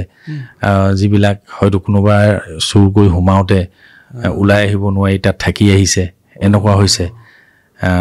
দৰ্জাখনৰ মুখতে তেনেকুৱা ডেড বডি কংকালৰ কিছুমান ধৰি লওক মুখৰ এটা ফ্ৰেছ ওলাইছে দাঁত ওলাইছে গতিকে সি নিশ্চয় ভিতৰৰ পৰা ওলাই আহিব লাগিব সেইবিলাক চোৰেই আছিলে গতিকে সি ওলাই আহিব নোৱাৰি হয়তো কোনোবাই জোৰ জবজ সোমোৱাই দিছিলে যা উলিয়াই আন বস্তু উলিয়াই আন সি উলিয়াই আনি ওপৰত দি শেষ হোৱাৰ পাছত তাক আকৌ পুতি দিছিলে কোনোবাই তেনেকুৱা ধৰণৰ হ'ব পাৰে সেয়া এতিয়া ওলাইছে এতিয়া ওলাইছে আৰু সোণৰূপ কিবা অলংকাৰ কি ওলাইছে তেনেকুৱা হেৰি বুলি বৰ বেছি ওলোৱা নাই কিছুমান কঁৱৰী ওলাইছে সৰু সৰু সোণৰ টুকুৰা ওলাইছে তেনেধৰণৰ এইখিনি আপুনি দেখিলে গ'লে মানে দেখিবলৈ পাব মই যাম এইখিনি আপোনালোককো দেখুৱাম মই আৰু সেয়াই মই কৈছোঁ যে চৰাইদেউ বিশ্ব ঐতিহ্য ক্ষেত্ৰত যেতিয়াই সংযোজিত হ'ব বা প্ৰক্ৰিয়া চলি আছে বিশ্বৰ মানুহ আহিব চাবৰ কাৰণে যেনেকৈ কাজিৰঙা দৰ্শনৰ বাবে আহে এশিঙীয়া গড়কেইটা চাবৰ কাৰণে আহে তাত আহি কেনেকুৱা এটা ফিল পাব বা বেলেগ বেলেগ দেশৰ মানুহ আহিলে কি চাব আমাৰতো সদায় দেখি থকা আমাৰ সেইখিনি অনুভৱ নহয় কিন্তু এদিনীয়া মানুহে যেতিয়া আহে চাবলৈ আমাক লগত লৈ যায় আমি যেতিয়া লগত যাওঁ তেওঁলোকে তেতিয়া কয় যে এনেকুৱা এটা আশ্চৰ্য বস্তু আমাৰ অসমত যে আছে এনেকুৱা ধৰণৰ আগৰ ৰজাসকলে এনেধৰণে সমাধিস্থ কৰিছিলে আৰু এনেকুৱাই আন্তঃগাঁথনিয়ে তেখেতসকলক সমাধিস্থ কৰা হৈছিলে চাৰিওকিনাই গোটেই মৈদামটোৰ চাৰিওকিনাই প্ৰায় 5 ফুট এখন ৱাল গাঁঠি চাৰিওকিনাই মৈদামটো ঘেৰা দি ৰাখিছিলে আৰু তাত কিছুমান শিলৰ টুকুৰাৰে প্ৰটেকশ্যন দি ৰাখিছিলে যাতে খহি আহিব নোৱাৰি আৰু মৈদামটোৰ ওপৰত 3 টপীয়া ইটাৰে ঢাকি দিয়া আছিলে এনেধৰণে তাৰমানে যেনে মিছৰ পিৰামিডবিলাক যেনেধৰণে নিৰ্মাণ কৰা হৈছিল তেনেধৰণেই বুলি আমি ক'ব পাৰোঁ যিহেতু নিজৰ চকুৱে আমি গৈ মিছৰ পিৰামিডবোৰ নাই দেখা যদিও যিখিনি আমি কিতাপৰ পত্ৰই পাইছোঁ তেনেধৰণেই নিৰ্মাণ কৰা বুলি আমি ভাবোঁ এটা বিৰল এটা ক'বলৈ গ'লে মানে সঁচা অৰ্থত ক'বলৈ গ'লে এটা বিৰল আৰু সেয়া চাবলৈ যেতিয়া বিশ্বৰ মানুহ আহিব আমাৰ কিমান ৰেভিনিউ হ'ব সেয়া আপোনালোকে ভাবি চাওক যি কি নহওক আৰু এটা প্ৰশ্ন সোধোঁ তেতিয়া জীয়াই লগত লগোৱা লিখছও হেৰি কৰা হৈছিল সেইটো হয় সেইটো কয় কাৰণ কেলে প্ৰথম 99 চনতে আমাৰ আৰ্কলজি ডিপাৰ্টমেণ্ট পুৰাতত্ব বিভাগ চেণ্ট্ৰেলৰ তেওঁলোকে এটা খনন কাৰ্য চলাইছিল যিটো বুৰঞ্জীবিদসকলে ক'ব খোজে যিটো ৰুদ্ৰসিংহ মৈদাম বুলি ৰুদ্ৰসিংহ মৈদামটো কিছুমান কথা লিখা আছে বুৰঞ্জীত যে মৈদামটো কেনেধৰণে বনোৱা হৈছিল মৈদামটো চাৰিকিনে কি ধৰণে ৱালখন গাঁঠি প্ৰটেকশ্যন দি পিনে ৱালৰ 8 কোণীয়াকৈ যে প্ৰত্যেকটো মৈদাম 8 কোণীয়াকৈ হেৰি কৰা বাউণ্ডেৰী মৰা সেই প্ৰত্যেকটো কোণতে একোখন শৰাই আকৃতি আছিল এনেধৰণৰ বুৰঞ্জীত কিছুমান উল্লেখ আছে ৰুদ্ৰসিংহ মৈদামটো শ্ৰেষ্ঠ ৰজা হিচাপে গতিকে সেই মৈদামটোৰ যি খনন কাৰ্য 99 চনত চলাইছিল তেতিয়া 5টা কংকাল ওলাইছিল সেই 5টা কংকাল প্ৰকৃততে বহুতে কয় ৰজাৰ লগত লগোৱা লিখছও লগত আছিল কাৰণে হয়তো সেইকেইটা হয় হয়তো আগতে ব্ৰিটিছৰ দিনত বা মানৰ দিনত যেতিয়া খানি লৈ গৈছিল ওপৰৰ যিটো বিন্ধা কৰি দিছিল সেই বিন্ধাইটো হয়তো কোনোবা তাত পৰিও গৈছিল বা কোনোবাই পেলাইও দিছিল তেনেকুৱাও হ'ব পাৰে গতিকে সেইখিনিতো আমি এতিয়া কৈ দিব নোৱাৰোঁ কিন্তু বুৰঞ্জীয়ে যিটো কয় সেইমতে কিছুমান বুৰঞ্জীত লিখা আছে লগোৱা লিখছও দিয়াৰ কাৰণে সেই আটাইকেইটা কংকাল ওলাইছে তেনেকৈ এনেধৰণে কয় গতিকে সেইখিনিলৈ মই নাযাওঁগৈ কাৰণ কেলৈ বহুতো বুৰঞ্জীবিদ আছে তেওঁলোকে সেইখিনি ঠাৱৰ কৰিব কেনেধৰণে এইখিনি ধৰি লওক ওলাবলৈ পাইছে কেনেধৰণে সমাধিস্থ হৈছিল কৰিছিল এই গোটেই কথাখিনি গতিকে এই গোটেই প্ৰক্ৰিয়াটো তেনেধৰণে যেতিয়া আছে আমাৰ যি 42 জনৰ লগতে আৰু অলেখ তাৰমানে তেনেধৰণৰ মৈদাম আছে দাদঙীয়াসকলৰ আছে কুঁৱৰীসকলৰ আছে বিভিন্ন ঠাইত সিঁচৰিত হৈ আছে গতিকে যাক যেনেকৈ য'ত তাৰমানে ধৰি লওক নিৰ্বাসন দিছিল যাক যেনেকৈ য'ত শাসন কৰ্তা পাতিছিল তাত সমাধিস্থ কৰিছিল তেনেকুৱা ধৰণৰ এতিয়া বিভিন্ন ধৰণৰ ঠাইত আছে কিন্তু মেইন ৰজাকেইজন ক'বলৈ গ'লে মানে আমাৰ সেই অঞ্চলতে সমাধিস্থ কৰিছিল চৰাইদেউতে ডাঙৰীয়া মোৰ এটা প্ৰশ্ন জানিব মন যায় মই বুৰঞ্জীৰ ছাত্ৰ আছিলোঁ যেতিয়া মই বুৰঞ্জী পঢ়িছিলোঁ আৰু যেতিয়া মই কলেজৰ পৰা এক্সকাৰশ্যনলৈ গৈছিলোঁ তেতিয়া আমি চাব গৈছিলোঁ যে এয়া শিৱসাগৰ এয়া চৰাইদেউ আপোনাৰ ঘৰ যিহেতু মৈদানৰ কাষতে যেতিয়া আপুনি বুৰঞ্জী পঢ়িছিল কিতাপখন ছাইডত এনেকৈ থৈ দিছিল এয়াতো মোৰ ঘৰৰ ওচৰৰে দেখোন মই সদায় আহি থাকোঁ দেখি থাকোঁ বা এইখন এইটো পিৰামিড কি বুলি কয় এয়া মৈদান এয়া অমুক এয়া সিংহাসন এই বস্তুটো তেতিয়া মনত আছিল নে কিতাপখন থাকক দিয়ক মই আজি গৈ পেলাই চাই আহোঁগৈ এনেকুৱা নহয় হয় আমিতো সদায় দেখি থাকোঁ কিন্তু এই বস্তুটো কেনেকৈ হ'বলৈ পালে কোনেনো কৰিলে কি কাৰণত এইটো এনেধৰণে নিৰ্মাণ কৰা হ'ল এইটো আগৰ আমাৰ ৰজাসকলৰ টাইমূলীয় ৰজাসকলৰ এনেকুৱা এটা পৰম্পৰাই আছিল এই কথাখিনিতো আমিতো কিতাপৰ যোগেদি বুৰঞ্জীৰ যোগেদিতো জানিব লাগিব কিন্তু দেখিলেতো নহ'ব হয়নে বাৰু গতিকে এইখিনি অকল আমাৰ অসমত তাৰমানে বুৰঞ্জীবিদসকলে লিখিলেওতো নহ'ব সেইখিনি একেবাৰে অতীতৰ পৰা একেবাৰে টাই মূলৰ য'ৰ পৰা আহিছিল ইউনান প্ৰদেশৰ পৰা তাৰ যিখিনি ধৰি লওক পৰম্পৰা তাত ৰীতি নীতি যিখিনি সেই ৰীতি নীতিখিনিও আমাৰ বুৰঞ্জীবিদসকলে তাৰ পৰা কিছু তথ্য লৈ আহিছে আৰু তাৰ ফলশ্ৰুতিতে সেইখিনি যে একে পদ্ধতিটো যে একে নিয়ম কানুনবোৰ যে একে গোটেই কথাখিনি তেওঁলোকে আনি আজি আমাৰ এই অসমৰ বুৰঞ্জীখনত সন্নিৱিষ্ট কৰিছে বুলি মই ভাবোঁ নিশ্চয় যেতিয়া আপুনি ৰাজনৈতিক ক্ষেত্ৰলৈ আহিলে তেতিয়া প্ৰকৃতি সংৰক্ষণৰ ক্ষেত্ৰত অকণমান সময় নোপোৱা হ'ল বুলি বহুতে কয় হয় কেনেকৈ সময় দিছে বা সেই বস্তুখিনিও জানিব বিচাৰিম কাৰণ আপোনাৰ সেইফালে ইমানখিনি আছে তাৰমানে কথাটো এনেকুৱা ধৰণৰ মই প্ৰায় 2004 চনৰ পৰাই মই প্ৰকৃতিৰ লগত জড়িত হৈ পৰিলোঁ তাৰ আগত সামাজিকভাৱে বিভিন্ন অনুষ্ঠানৰ লগত থাকোঁ শিক্ষকতা কৰাৰ মাজতে তাৰপিছত প্ৰকৃতিৰ লগত জড়িত হৈ পৰিলোঁ প্ৰায় 3 লক্ষাধিকৰ ওপৰত মই গছপুলি ৰুলোঁ বিভিন্ন ঠাইত আজি সেইবোৰ গছপুলি ডাঙৰ হৈছে ফল মূল বহুত ঠাইত ৰুইছোঁ সেইবোৰ ফল মূল আজি লাগিছে গতিকে হয়তো ৰাইজে খাইছে বান্দৰেও খাইছে গতিকে তেনেধৰণৰ কিছুমান স্কুলৰ চৌহদতো ৰুইছোঁ, কিছুমান মন্দিৰৰ চৌহদত ৰুইছোঁ, কিছুমান ধৰি লওক চৰাইদেউ মৈদাম অঞ্চলত ৰুইছোঁ আৰু ৰাজপথত ৰুইছোঁ, দাঁতিকাষত ৰুইছোঁ, এনেধৰণে বিভিন্ন ঠাইত ৰুইছোঁ। আৰু মই নগাঁৱৰ হোজাইৰ পৰাও কিছুমান গছপুলি মই কিনি নি আৰু বিভিন্ন ঠাইত ৰুইছোঁ। চলা নামৰ এখন বনাঞ্চল, চলা বনাঞ্চলখনতো মই ৰুইছোঁ। তাত কিছুমান পাইন গছ মই ইয়াৰ পৰা লৈ গৈছিলোঁ, এটা পুলিত মই 200 টকাকৈ কিনি। গতিকে তেনেধৰণে বিভিন্ন ঠাইত প্ৰত্যেক বছৰে ৰুই আহিছোঁ। বিশেষকৈ জুন মাহৰ 5 তাৰিখৰ দিনাখন আমি প্ৰত্যেক দিনাখন কাৰ্যসূচী লওঁ। কিন্তু ৰাজনৈতিকভাৱে জড়িত হোৱাৰ পাছত কিছুদিনত কৈছোঁ যদিও কিন্তু সম্পূৰ্ণভাৱে মানুহটো জড়িত হ'ব নোৱাৰোঁ। ৰাজহুৱা বা আমাৰ চৰকাৰী কিছুমান কাৰ্যসূচী থাকে, সেইবোৰত থাকিবলগীয়া হয়। তাৰ পাছতো যিবিলাক উঠি অহা ল'ৰা বা যিবিলাক সংস্থা আছে তেওঁলোকক মই সহযোগ কৰি আহিছোঁ। গছপুলি লৈ দিয়া, আনি দিয়া, তেওঁলোকৰ যাৱতীয় যিখিনি প্ৰয়োজনীয় যিখিনি খৰচ সেইখিনিও মই বহন কৰোঁ ঠাই বিশেষে। ঠিক তেনেকৈ এইবাৰ এতিয়া আমাৰ গুৱাহাটীত আমাৰ স্বপ্ননীল বৰুৱা, যিজন আমাৰ আগৰ IS বিষয়া আছিল, লগতে আৰু এটা সংস্থাৰ লগত সম্পূৰ্ণ মই জড়িত হৈ মোৰ তত্ত্বাৱধানতে আজি চন্দ্ৰপুৰত তেনেধৰণে কেইবাখনো বিদ্যালয়ৰ গছপুলি ৰোপণ কৰিলে। কিন্তু মই উপস্থিত থাকিব পৰা নাই। সেইখিনি সম্পূৰ্ণ মোৰ উদ্যোগতে বা সহযোগতে হৈছে বুলি মই ভাবোঁ। আৰু দ্বিতীয়তে তাৰ যোৱা বছৰ নুমলীগড় তেল শোধনাগাৰ নহয়, এই বঙাইগাঁও, এই আমাৰ নুনমাটি তেল শোধনাগাৰ আশে পাশে বিভিন্ন ঠাইত গছপুলি ৰোপণ হৈছিল মোৰ উদ্যোগতে। কিন্তু তাতো মই উপস্থিত নিজে থাকিব নোৱাৰিলোঁ, কিন্তু সকলোখিনি সুবিধা সহযোগখিনি মই কৰি দিছিলোঁ। গতিকে এনেধৰণে কৰি আহিছোঁ। আৰু বিভিন্ন ঠাইত বিভিন্ন সময়ত ৰাজহুৱা স্থানতে হওক বা পুৰণা কীৰ্তিচিহ্ন থকা ৰজাদিনীয়া পুখুৰী পাৰতে হওক তেনেধৰণে গছপুলি ৰোপণ কৰি আহিছোঁ। আৰু চলা সংৰক্ষিত যি বনাঞ্চল, হয়, সেই ধ্বংসগ্ৰাহত গৈছিল বুলি কৈছিলে, উদ্ধাৰ কেনেকৈ হ'ল? উদ্ধাৰ মানে আমি 2018 চনত আমি আৰম্ভ কৰিছিলোঁ যে যিখন এটা সংস্থা নামত, সংস্থাটো মই পাহৰিছোঁ এতিয়া, চলা ব্ৰিজ চেঞ্চুৰী কনজাৰ্ভেশ্যন ছ'চাইটি নামৰ এটা সংগঠন খুলি কেইজনমান চলা শ্যাম গাঁও বুলি এখন গাঁও আছে, সেই গাঁওখনৰ কেইজনমান নিৰ্দিষ্ট উঠি অহা যুৱকৰ বা ব্যক্তিৰ নেতৃত্বত তেওঁলোকৰ উদ্যোগত মই পূৰ্ণ সহযোগ আগবঢ়াইছিলোঁ। মই সেই সংস্থাটোৰ ছ'চাইটিখনৰ মই মুখ্য উপদেষ্টা হিচাপে তেখেতসকলে মোক ৰাখিছিল। তেতিয়াৰ পৰাই সেই চলা ৰিজাৰ্ভখন বা অভয়াৰণ্যখন আমি চলা গ্ৰাম্য অভয়াৰণ্য নাম দি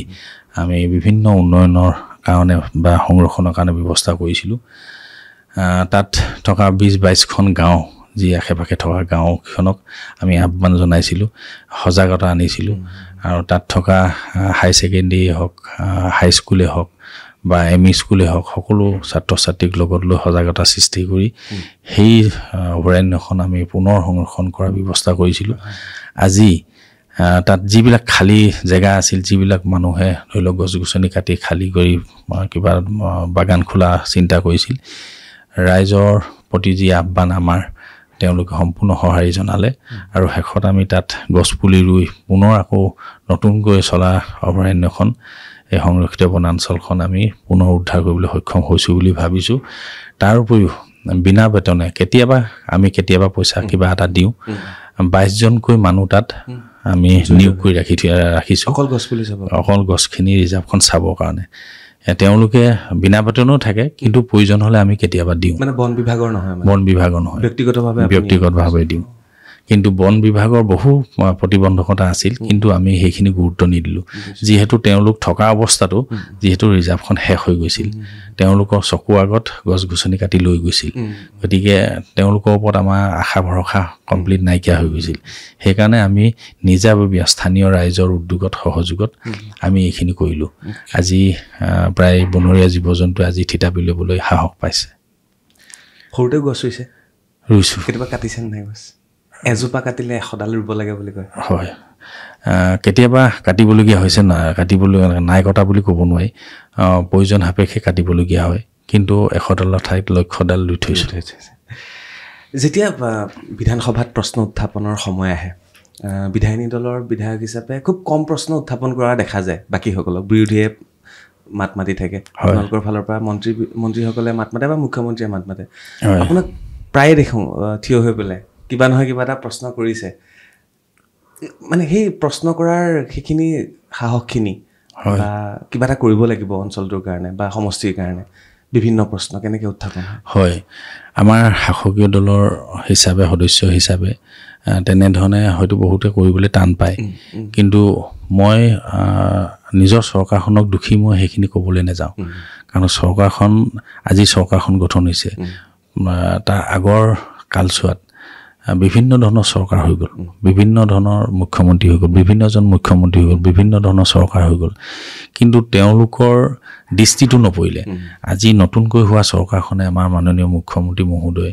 হয়তো বহু জেগা তেওঁ দেখা নাই বহু কথা হয়তো নেজানিব পাৰে কিন্তু সেই কথাখিনি মই তেখেতক মনত পেলাই দিয়াটো সেইটো মই মোৰ অযুক্তিকৰ বুলি মই নাভাবোঁ কাৰণ কেলৈ সেইটো এটা মোৰ দায়িত্ব জনসাধাৰণে মোক সেইখিনি দায়িত্ব দিছে আৰু সেয়েহে চৰকাৰক মই দৃষ্টিগোচৰ কৰোঁ মুখ্যমন্ত্ৰীগৰাকীক মই দৃষ্টিগোচৰ কৰোঁ তেতিয়াহে তেখেতে জানিব যে এইটো যদি আছে এইটো কৰিব লাগে কিন্তু এটা কথা ঠিক আপোনালোকে সকলোৱে জানে অসমৰ ৰাইজেও জানে প্ৰতিশ্ৰুতি যিহেতু আমাৰ মাননীয় মুখ্যমন্ত্ৰীয়ে ইলেকশ্যনৰ আগতো দিছিল আৰু সেই প্ৰতিশ্ৰুতি যে আখৰে আখৰে পালন কৰিছে যে প্ৰতিশ্ৰুতি দি সেই প্ৰতিশ্ৰুতি ৰক্ষা কৰা এজন ব্যক্তি আজি অসমৰ মাননীয় মুখ্যমন্ত্ৰী মহোদয় আজি সকলোৱে জানে গতিকে যিহেতু যিটো নেজানে নজনা কথাটো তেখেতক আমি জনাই দিয়াটো কৈ দিয়াটো বা চৰকাৰখনে জনাটো মই উচিত বুলি ভাবোঁ তেতিয়াহে সেই জনসাধাৰণৰ সেই অসুবিধাখিনি সমস্যাখিনি দূৰ হ'ব তেতিয়াহে চৰকাৰখনে কৰিবলৈ সুবিধা পাব গতিকে সেইটো হয়তো মই ৰুলিং পাৰ্টি বিধায়ক হিচাপে মই কোৱাটো ক'ব নালাগে বুলি মই নাভাবোঁ সেইটো মোৰ এটা কৰ্তব্য বুলি মই ভাবোঁ বিৰোধীৰ আটাইতকৈ যেতিয়া আপুনি প্ৰশ্ন এটা উত্থাপন কৰে বিধানসভাত বিৰোধীৰ আটাইতকৈ আপোনাক ডিষ্টাৰ্ব দিয়া বা প্ৰত্যেকটো প্ৰশ্নৰ উত্তৰতে মাত মতা বা নাই এইটো নহ'ব বিৰোধীৰ যিটো দায়িত্ব কোনে বেছিকৈ পালন কৰে বুলি ভাবে নহয় ডিষ্টাৰ্ব দিয়া বুলি কোৱা নাই জাষ্ট মানে এটা কথা বিৰোধী এটা কৰ্তব্য আছেই বিৰোধীয়ে সেইখিনি শুদ্ধটো হ'লেও অশুদ্ধ বুলি ক'ব অশুদ্ধটো হ'লেও শুদ্ধ বুলি ক'ব গতিকে এইটো বিৰোধী নিজৰ পপুলাৰিটিৰ কাৰণে সেইখিনি কৰাটো কৰ্তব্য বুলি মই ভাবোঁ তেওঁলোকৰ সেইটো ধৰি লওক এটা উদ্দেশ্য গতিকে কাৰণ কেলৈ নিজেতো নহ'লে নীৰৱ হৈ বহি থাকিলে মানে তেওঁলোকে জনসাধাৰণৰ মাজত নিজকে কেনেকৈ প্ৰতিফলিত কৰিব পাৰিব যে হওক বা নহওক কিন্তু চৰকাৰে যে কৈছে কৰাৰ পাছত তেওঁলোকে শলাগিবলৈ বাধ্য হৈছে সেইখিনি আমাৰ দৃষ্টিত আছে গতিকে আজি মুখ্যমন্ত্ৰী মহোদয়ক আজি বহু ক্ষেত্ৰত সমালোচনা কৰে সদনত কিন্তু বাহিৰত মুখ্যমন্ত্ৰী মহোদয়ক আজি শলাগ ল'বলৈ বাধ্য হয় গতিকে নিদিয়াকৈ থকা নাই বিৰোধী কোনোবা এটা সমষ্টি হ'লেও আজি মুখ্যমন্ত্ৰীয়ে নিদিয়াকৈ থকা নাই উদাহৰণ আমাৰ শিৱসাগৰে গতিকে এইখিনি কোনো ডাঙৰ কথা নহয় ঐতিহ্য বোলা বস্তুটো সংৰক্ষণৰ ক্ষেত্ৰত আমাৰ মাননীয় মুখ্যমন্ত্ৰী মহোদয়ে যিখিনি কৰিছে অসমৰ যিখিনি মান মৰ্যাদা য'ত আছে সেইখিনি জীয়াই ৰখাত মুখ্যমন্ত্ৰীয়ে অধিক গুৰুত্ব দিছে আপোনালোকে সকলোৱে জানে ডাঙৰীয়া মই কেইদিনমান আগতে প্ৰাক্তন মুখ্যমন্ত্ৰী আৰু কেন্দ্ৰীয় মন্ত্ৰী সৰ্বানন্দ সোণোৱাল ডাঙৰীয়াৰ এটা ইণ্টাৰভিউ কৰি আহিলোঁ তেওঁ ইণ্টাৰভিউ প্ৰসংগত তেওঁ এটা কথা ক'লে উজনি অসমৰ কোনোবা বিধায়কে তেখেতক অসন্তুষ্টি কৰিছে কেতিয়াবা সেইকাৰণে হয়তো তেখেতে এটা সময়ত তেখেতৰ মুখ্যমন্ত্ৰী আসনখন এৰিবলগীয়া হ'ল আপুনি কেনেকৈ ভাবে কাৰণ উজনি অসমৰ কোনোবাই কয় উজনিৰ অসমৰ এটা লবি বেলেগ বা নামনি অসমৰ এটা লবি বেলেগ মই উজনি নামনি কৰিব যোৱা নাই তথাপি মোৰ প্ৰশ্নটো আপোনাক কৰিবই লাগিব আপুনি কেনেকৈ লয় এই কথাখিনি কথাটো এনেকুৱা ধৰণৰ মই এইটো নাভাবোঁ কোনোবা এজন বিধায়কে এজন মুখ্যমন্ত্ৰীক বাধা প্ৰদান কৰিব কোনোবাই কিবা এটা কৰিব কোনোবা এজন নেতাক বিধি পথালি দিব এইটো মই ভবা নাই কাৰণ কেলৈ তাৰমানে জেনেৰেশ্যন টু জেনেৰেশ্যন যাৰ যি ভাগ্য জন্ম হৈ আহোঁতে এখন কপাল লৈ আহে ভাগ্য লৈ আহে সেই ভাগ্যখন কোনো খণ্ডন কৰিব নোৱাৰে ময়ো ভবা নাছিলোঁ মই এদিন বিধায়ক হ'ম বুলি কিন্তু মোক ভাগ্যত লিখি পঠাইছিল ৰাজযোগ ৰাজ্য হিচাপে গতিকে প্ৰত্যেকৰে আছে সেইটোত মানুহে বেয়া ভাবি হিংসা দেখিটো কোনো লাভ নহ'ব কাৰোবাৰ কিছুমান এটা সময়লৈকে আছিল কাৰোবাৰ হয়তো দীৰ্ঘদিন আছে গতিকে তেনেধৰণে বহুতে নিজৰ নিজৰ কৰ্তব্য পালন কৰি আহিছে আৰু ভাগ্যৰ বলতেই পাইছে বুলি মই ভাবোঁ কাৰণ সেইখিনি হ'বলৈ গ'লে সেই ভাগ্যখন যদি পূৰাবলৈ হয় নিজৰ কৰ্তব্যটো কৰি যাব লাগিব যিটো উদ্দেশ্যই তেওঁ আগবাঢ়িব যিটো কৰিম বুলি লক্ষ্য ল'ব সেই লক্ষ্যত উপনীত হ'বৰ কাৰণে যিখিনি কৰি যাব লাগে সেইখিনি কৰি যোৱাটো মানুহে বেয়া দেখিলেতো নহ'ব জীৱনত মানুহৰ চবৰে আশা আকাংক্ষা থাকে চবৰে এটা উদ্দেশ্য থাকে আৰু সেই উদ্দেশ্যটো সফল কৰিবলৈ প্ৰত্যেকে বিচাৰে ডক্টৰ জানো এজনে হয় সহস্ৰজন লক্ষজন ডক্টৰ আছে হয় নে বাৰু গতিকে উদ্দেশ্য যিটো আছিল তেওঁলোকে সেই উদ্দেশ্যত উপনীত হৈছে ঠিক তেনেকৈ ৰাজনীতিবিদ বহুত আছে আৰু প্ৰত্যেকৰে নিজৰ নিজৰ উদ্দেশ্য আছে সেই উদ্দেশ্যত সফল হৈছে গতিকে তাত কোনোবাই বিধি পথালি দিলে যে প্ৰতিহত হ'ব সেইটো মই নাভাবোঁ কাৰণ কেলে হয় দুইজনে জ্যেষ্ঠ ব্যক্তি দুইজনেই উপযুক্ত ব্যক্তি গতিকে যাৰ যি ধৰি লওক আছিল দলে যাক ভাবিছে তেনেধৰণে কৰিছে তাততো আমাক ক'বলগীয়া একো নাথাকে আপোনাৰ সমষ্টিত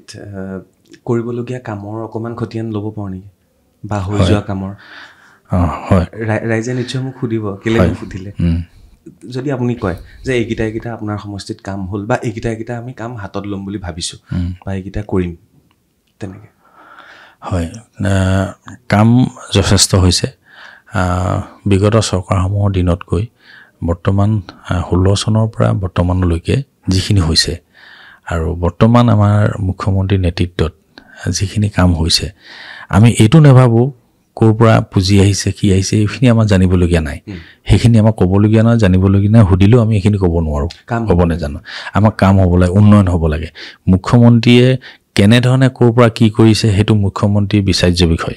তেওঁ সেইখিনি কৰ্তব্য এখন ৰাজ্যৰ মুখ্য দায়িত্বত আছে তেখেতৰ কৰ্তব্য পালন কৰিছে ৰাইজক সন্তুষ্ট কৰিছে ৰাইজক উভৈনদীকে দিছে কিন্তু ৰাইজে হয়তো ঠাই বিশেষে বিশ্বাসঘাতক কৰিছে গতিকে এইখিনি হয়তো প্ৰত্যেকে বিশ্লেষণ কৰিলে অনুধাৱন কৰিব পাৰিব গতিকে আজি যি ধৰণে হৈছে যি ধৰণে আমি পাইছোঁ আজি কিমান বছৰে কিমান চৰকাৰ হৈ গ'ল আমি যিটো স্বাস্থ্য ক্ষেত্ৰতে হওক শিক্ষা ক্ষেত্ৰতে হওক বিভিন্ন আমাৰ বাগান অঞ্চলৰ আমাৰ চাহ জনগোষ্ঠীয়ে হওক ৰাস্তা পদূলিয়ে হওক বা যাতায়াতৰ ব্যৱস্থাটোৱে হওক এই সকলোখিনি ক্ষেত্ৰত যেনেধৰণে আমাৰ উন্নয়নৰ গতি ধৰি লওক ধাৱমান হৈছে উন্নয়নশীল হিচাপে আমি আগুৱাই লৈ গৈছোঁ বা মুখ্যমন্ত্ৰী মহোদয়ে যেনেধৰণে লৈ গৈছে এইখিনি আগৰ চৰকাৰ তুলনাত হয়তো তুলনা কৰিব নোৱাৰে আগৰ চৰকাৰ দিনৰ কাৰণ 60টা বছৰ আগৰ আছিল এতিয়া বৰ্তমান আমাৰ এই 8টা বছৰ আৰু এই 3টা বছৰ 8টা বছৰৰ ভিতৰত তাৰে 3টা বছৰত অধিক উন্নয়ন হৈছে বুলি আমি ভাবোঁ কাৰণ কেলে আজি যিখিনি হৈছে যিখিনি কৰা হৈছে তাত আমাৰ এখন মেডিকেল কলেজ বনি আছে এখন আমাৰ ডিষ্ট্ৰিক্ট ষ্টেডিয়াম বনি আছে ইণ্টিগ্ৰেটেড আমাৰ ডিচি কোৰ্ট বনি আছে আমাৰ চৰাইদেউ আমাৰ সোণাৰী সমষ্টিতে গতিকে আৰ্চাৰী এখন ইনষ্টিটিউট তাত বনি আছে আৰ্চাৰী গতিকে তেনেধৰণে বিভিন্ন ধৰণৰ আমাৰ ডাঙৰ ডাঙৰ কিছুমান কেইটামান কাম হৈ আছে আৰু এটা ঐতিহাসিক ৰাস্তা নাহৰ আলি ৰজাদিনীয়া নাহৰ আলিটো এটা অসম মালাত এতিয়া সম্পূৰ্ণ হৈছে বুলি ক'লেও বেয়া নহয় প্ৰায় 80% কাম সম্পূৰ্ণ হৈ গৈছে গতিকে এনেধৰণে বিভিন্ন ধৰণৰ ৰাস্তা আৰু বিভিন্ন গ্ৰামাঞ্চলৰ ৰাস্তা আজি আমাৰ চৰকাৰখনে দিছে কৰিছে আৰু হৈ আছে এতিয়া হয়তো আপোনালোকে গ'লে সেইখিনি গোটেইখিনি নিজৰ চকুৰে প্ৰত্যক্ষ কৰিব পাৰিব গতিকে এনেধৰণৰ উন্নয়নৰ কাম হৈ আছে আৰু যিবিলাক বাগান অঞ্চলৰ ল'ৰা ছোৱালী উন্নত শিক্ষাৰ কাৰণে তাত মডেল স্কুল হাইস্কুল নিৰ্মাণ কৰা হৈছে এতিয়া প্ৰাথমিকত একেবাৰে শিক্ষাৰ কঠীয়াতলী হিচাপে যিবিলাক অংগনবাদী মডেল হিচাপে নিৰ্মাণ কৰা হৈছে তাৰমানে কি বস্তুটো দেখিলে সি বুজি পাব অকণমান ল'ৰাটোৱে তেনেধৰণৰ শিক্ষাৰ পদ্ধতিৰে আজি এই মডেল স্কুলবিলাক নিৰ্মাণ কৰা হৈছে ব্যক্তিগত শিক্ষা হিচাপে গতিকে এনেধৰণৰ শিক্ষাৰ প্ৰদানৰ কাৰণে চৰকাৰে যিখিনি কৰিব লাগে সকলোখিনি কৰিছে স্বাস্থ্য ক্ষেত্ৰতো এইখিনি যে সমগ্ৰ অসমত কেনেধৰণে হৈছে আপোনালোকে দেখিছে কিমানখন মেডিকেল কলেজ নতুনকৈ নিৰ্মাণ হৈ আছে এনেধৰণে নিৰ্মাণ কৰাৰ উপৰিও মেডিকেল কলেজ আগতে আমাৰ 5খন আছিল মেডিকেল কলেজ হিচাপে যে নিৰ্মাণ কৰিছে হস্পিটেল হিচাপে নহয় কথাটো বুজিলে যে কলেজ হিচাপে নিৰ্মাণ ডক্টৰো তাত প্ৰডিউচ পঢ়িবলৈ যাতে সুবিধাখিনি হওক আজি জিলাখনত যদি আজি আগৰ যি 5খন মেডিকেল কলেজ আছিল ল'ৰাই চিট নাপায় পাৰ্চেণ্টেজৰ ওপৰত নিৰ্ভৰ কৰে পাৰ্চেণ্টেজ হ'লেও কিছুমানে চিট নাপায়গৈ কিন্তু আজি প্ৰত্যেকখন জিলাত যিহেতু মেডিকেল কলেজ হ'ব আৰু সেই জিলাখনৰ ল'ৰা ছোৱালীয়ে পঢ়িবলৈ সুবিধা পাব পাৰ্চেণ্টেজ বহুত কমি আহিব কাৰণ কেলে কোটা হিচাপে যিহেতু ST বা SC হ'লে মানে 40% পালে যদি মেডিকেল পঢ়িবলৈ পায় OBC হ'লে বা জেনেৰেল হ'লে যদি নাপায় তেতিয়াতো জেনেৰেলখিনিও তেতিয়া পাব তেনেধৰণে এটা চিন্তাধাৰাই আমাৰ মাননীয় মুখ্যমন্ত্ৰী মহোদয় যাতে অসমত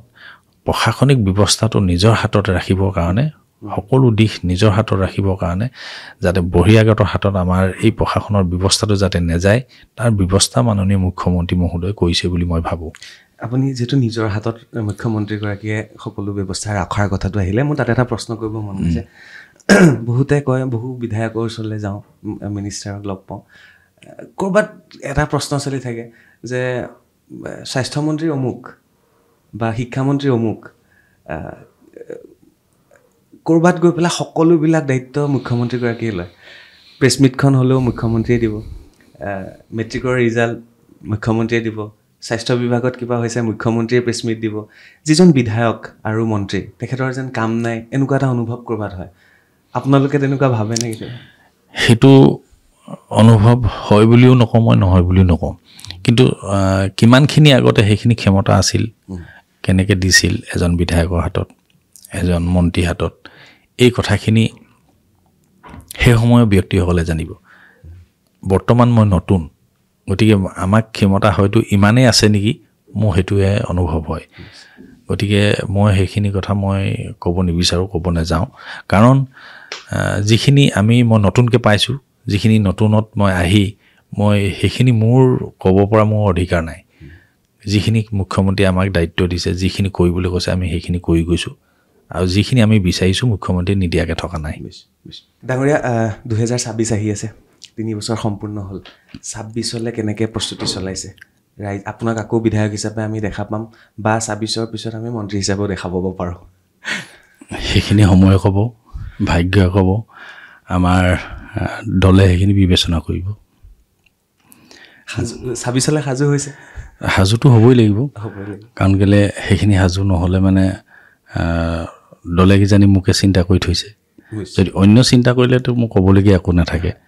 হ'লেও এইটো মই যিহেতু ৰাইজৰ মাজত আছোঁ ৰাইজৰ কাম কৰিবই লাগিব ৰাইজৰ কাম ভৱিষ্যতো কৰি যাম গতিকে সেইখিনি চিন্তাধাৰা সময়ত যি হয় সময় ক'ব যেতিয়া শিক্ষকতা কৰি আছিলে তেতিয়া বন্ধুৰ সংখ্যা যেতিয়া নাঙল হাতত লৈ পেলাই যেতিয়া পথাৰত গৈছিলে তেতিয়াৰ বন্ধু কোনোবা মনত আছেনে আপোনাৰ আছে কওক না দুজনমানৰ নাম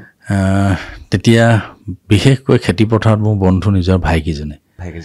গতিকে এটাইকেইটাই যাওঁ আমি 4টা ককাই ভাই কিন্তু সৰুটো সৰু আমাৰ 4জনৰ ভিতৰত আমি 3জনে পথাৰলৈ যাওঁ ছোৱালী নাছিলে ছোৱালী বাইদেউ দুগৰাকী ডাঙৰ দুগৰাকী আমি বাইদেউ দুজনী ল'ৰা আমি 4টা আমি 6টা গতিকে আমি তেনেধৰণে বাইদেউহঁতে ৰুবলৈ যায় আমি পথাৰত কোৰ মাৰোঁ হাল বাওঁ তেনেধৰণে আমি খেতি পথাৰত আমি নিজৰ ককাই ভাইখিনি বাই ভনীখিনি আমি সমান সমনীয়া বন্ধু হিচাপে কাম কৰোঁ সিহঁতি কোৰ মাৰিলে মই হালখন বাওঁ তেনেধৰণে আমি আগবঢ়ো বাইদেউহঁতে ৰুৱে আৰু তাৰ উপৰিও আমাৰ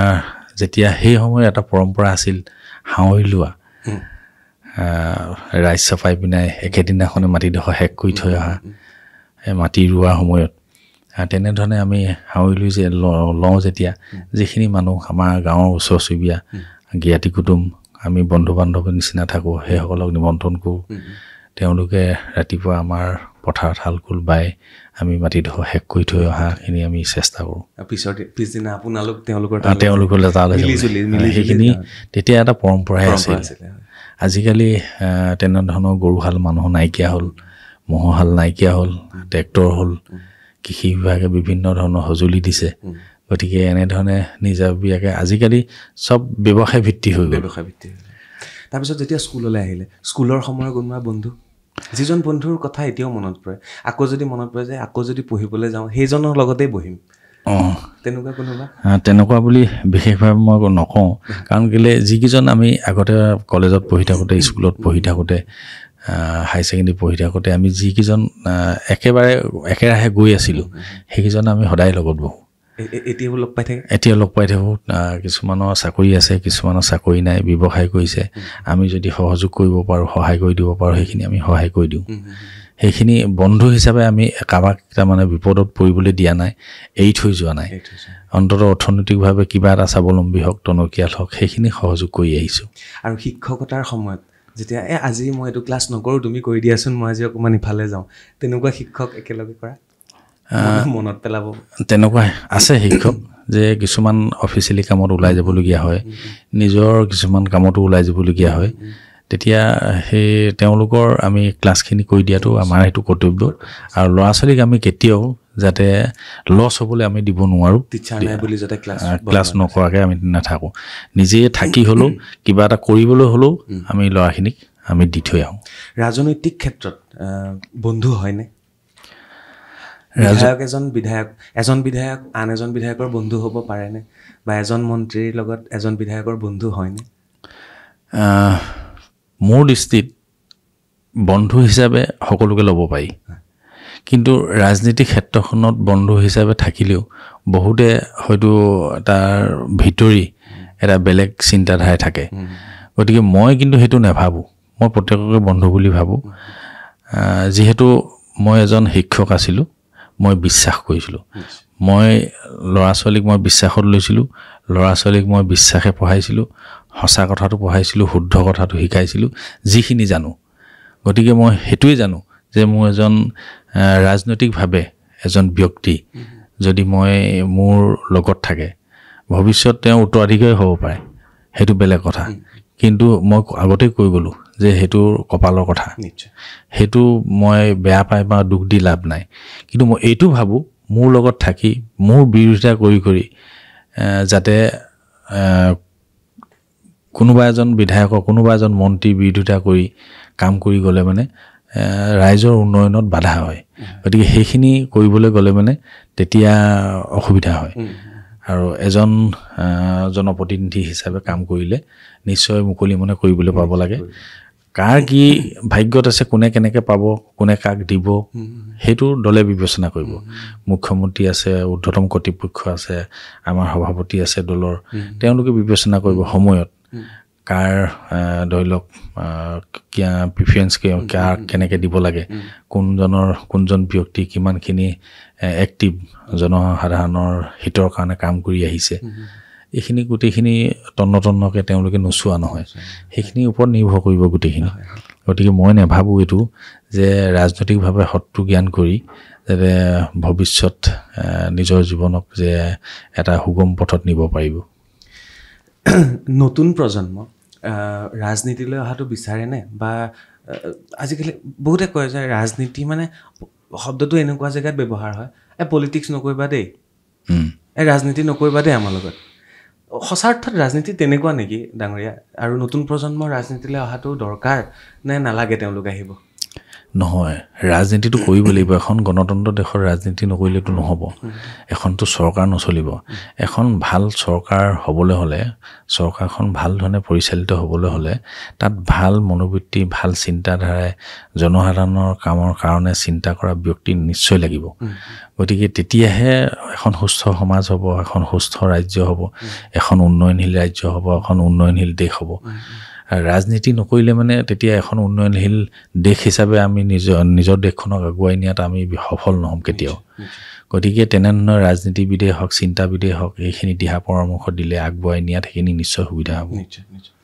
ধৰ্মেশ্বৰ কুমাৰ ডাঙৰীয়াক মই সুধিবলৈ গৈছোঁ অসমৰ ৰাজনৈতিক প্ৰেক্ষাপটৰ কেইজনমান ব্যক্তিৰ নাম আৰু তেখেতৰ ৰিয়েকশ্যন কি হয় আমি চাওঁ মুখ্যমন্ত্ৰী হিমন্ত বিশ্ব শৰ্মা ডাঙৰীয়া এজন সুদক্ষ ৰাজনীতিবিদ প্ৰতিশ্ৰুতি ৰখা এজন ব্যক্তি গতিকে জনসাধাৰণৰ হিতৰ কাৰণে কাম কৰা এজন ব্যক্তি সৰ্বানন্দ সোণোৱাল ডাঙৰীয়া তেখেত এজন আধ্যাত্মিক গুণসম্পন্ন ব্যক্তি সকলো জনসাধাৰণক সমান দৃষ্টিৰে চোৱা এজন ব্যক্তি গতিকে এজন সুদক্ষ ৰাজনীতিবিদ। আপোনাৰ ওচৰৰে বিধায়ক, বিৰোধীৰ বিধায়ক অখিল গগৈ ডাঙৰীয়া এজন সংগ্ৰামী সত্তা থকা এজন ব্যক্তি, আজি বিধায়ক, কিন্তু মনৰ পৰা হয়তো সংগ্ৰামী মনোভাৱ আঁতৰি যোৱা নাই। তাৰপিছতে মই আহিলোঁ আন এটা দলৰ এজন প্ৰাৰ্থী লুৰিণজ্যোতি গগৈ। মই গগৈতে আছোঁ বাৰু, লুৰিণজ্যোতি গগৈ। হয়, তেখেতো এজন সংগ্ৰামী সত্তা এজন বিধায়ক না ব্যক্তি, যিহেতু এটা সংগঠনক বৃহৎ এটা জাতীয় সংগঠনক নেতৃত্ব দি আহিছে, গতিকে কণ্ঠ থকা এজন ব্যক্তি। গতিকে চৰকাৰক কিছুমান কথা উনুকিয়াই দিয়াটো এজন ব্যক্তি বুলি মই ভাবোঁ। নিশ্চয়। গৌৰৱ গগৈ ডাঙৰীয়া, গৌৰৱ গগৈ ডাঙৰীয়াও এজন ভাল আদৰ্শৱান ব্যক্তি বুলি মই ক'ব লাগিব, যিহেতু গুণসম্পন্ন ব্যক্তি। দেউতাক যিহেতু অসমৰ মুখ্যমন্ত্ৰী আছিল, তেনেধৰণে লালিত পালিত এজন ব্যক্তি, আদৰ্শৰে ডাঙৰ হোৱা এজন ব্যক্তি। অসম গণ পৰিষদৰ দুইগৰাকী, অতুল বৰা ডাঙৰীয়া বা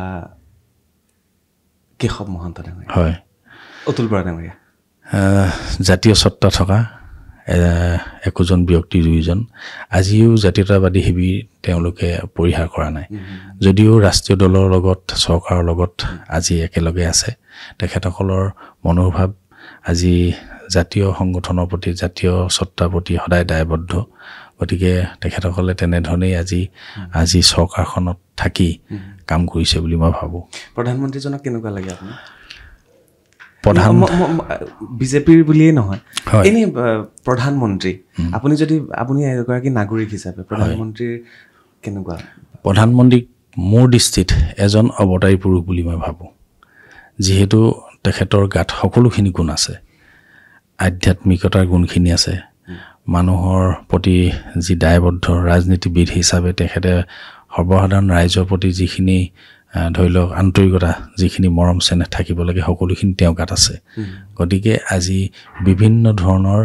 আজি আঁচনিৰে তেখেতে ভাৰতবাসীক আজি স্বাৱলম্বী কৰা, ভাৰতবাসীক অৰ্থনৈতিকভাৱে উন্নয়ন কৰা, আজি ভাৰতখনক, দেশখনক অৰ্থনৈতিক প্ৰগতিৰ জখলাত আগুৱাই লৈ যোৱাত অধিক গুৰুত্ব দিয়া এজন ব্যক্তি বুলি মই ভাবোঁ। নিশ্চয়। আৰু মই বিশেষ নুসুধোঁ আপোনাক, শেষত নৱপ্ৰজন্মলৈ এটা আহ্বান, কি কৈ যাব বিচাৰিছে? আৰু আপোনাৰ সমষ্টিবাসীলে হয় কিবা এটা কৈ যাওক আপুনি। বিশেষকৈ মোৰ সমষ্টিবাসীক মই ধন্যবাদ দিব লাগিব। সমষ্টিবাসীয়ে হঠাতে মোক তাত যিহেতু মোক পাৰ্টীয়ে প্ৰাৰ্থিত্ব দিলে, তেখেতসকলে মোক আঁকোৱালি ল'লে, নিৰ্বাচিত কৰি পঠালে। তেখেতসকলৰ বিচৰা চৰকাৰে দিয়া সকলোখিনি সুবিধা মই যাতে নিব পাৰোঁ, সেইটো মোৰ এটা কৰ্তব্য বুলি মই ভাবোঁ। আৰু সেয়েহে মই সকলো জনসাধাৰণক মোৰ ফালৰ পৰা আন্তৰিক ধন্যবাদ মই সদায় থাকিব, আৰু মই ধন্যবাদ দিব লাগিব। লগতে যিহেতু আজি সেই সমষ্টি উন্নয়নৰ দায়িত্ব সম্পূৰ্ণ মোক জনসাধাৰণে অৰ্পণ কৰিছে। নিশ্চয়। আৰু এটা প্ৰশ্ন সোধোঁ, ৰাজনীতি কৰিবলৈ ধন টকা পইচা বহুত লাগে নেকি, নে এটা মন লাগে ৰাইজৰ সেৱা কৰিব?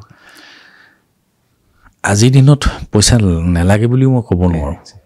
কাৰণ কেলৈ, কিন্তু এটা মন লাগিব। প্ৰকৃততে আপুনি ৰাজনীতিয়ে কৰক বা অন্য সমাজনীতিয়ে কৰক, কৰিবলৈ গ'লে আপোনাৰ মনটো হ'লেওতো নহ'ব, তাততো দুপইচাও প্ৰয়োজন হয়। গতিকে কোনোবা ক'ৰবাত কিবা এটা অনুষ্ঠানত আপুনি তাত ওতঃপ্ৰোতভাৱে জড়িত হ'লেও আপুনি তাত কিবা এটা সফল কৰিবলৈ হ'লে অৰ্থনৈতিকভাৱে কিবা এটা প্ৰয়োজন হয়, সেইখিনিও আপোনাৰ অন্ততঃ থাকিব লাগিব। গতিকে মই ভাবোঁ এই গোটেই হেৰিখিনি কৰিবলৈ গ'লে দুইটা দিশেই অন্ততঃ প্ৰয়োজন হয় বুলি। মানে ৰাজনীতিলৈ আহিবলৈ হ'লে অকণমান ধন টকা পইচা কৰি ৰাজনীতিলৈ আহক, ৰাইজক সেৱা কৰিব পাৰে। সেইটোও নহয়, কাৰণ কেলৈ ধন টকা পইচা গোটাই যে ৰাজনীতিলৈ আহিব লাগে সেইটো নহয়। যে সমাজৰ যিমানখিনি কাম কৰিছে, কিছুমান সামাজিকভাৱে কাম কৰিবলৈ যাওঁতে যে আপুনি বহুত ৰাজনৈতিক নেতাও লগ পাইছে, কিছুমান কাম কৰিবলৈ যাওঁতে ৰাজনৈতিকভাৱে নকৰিলেও নহয়,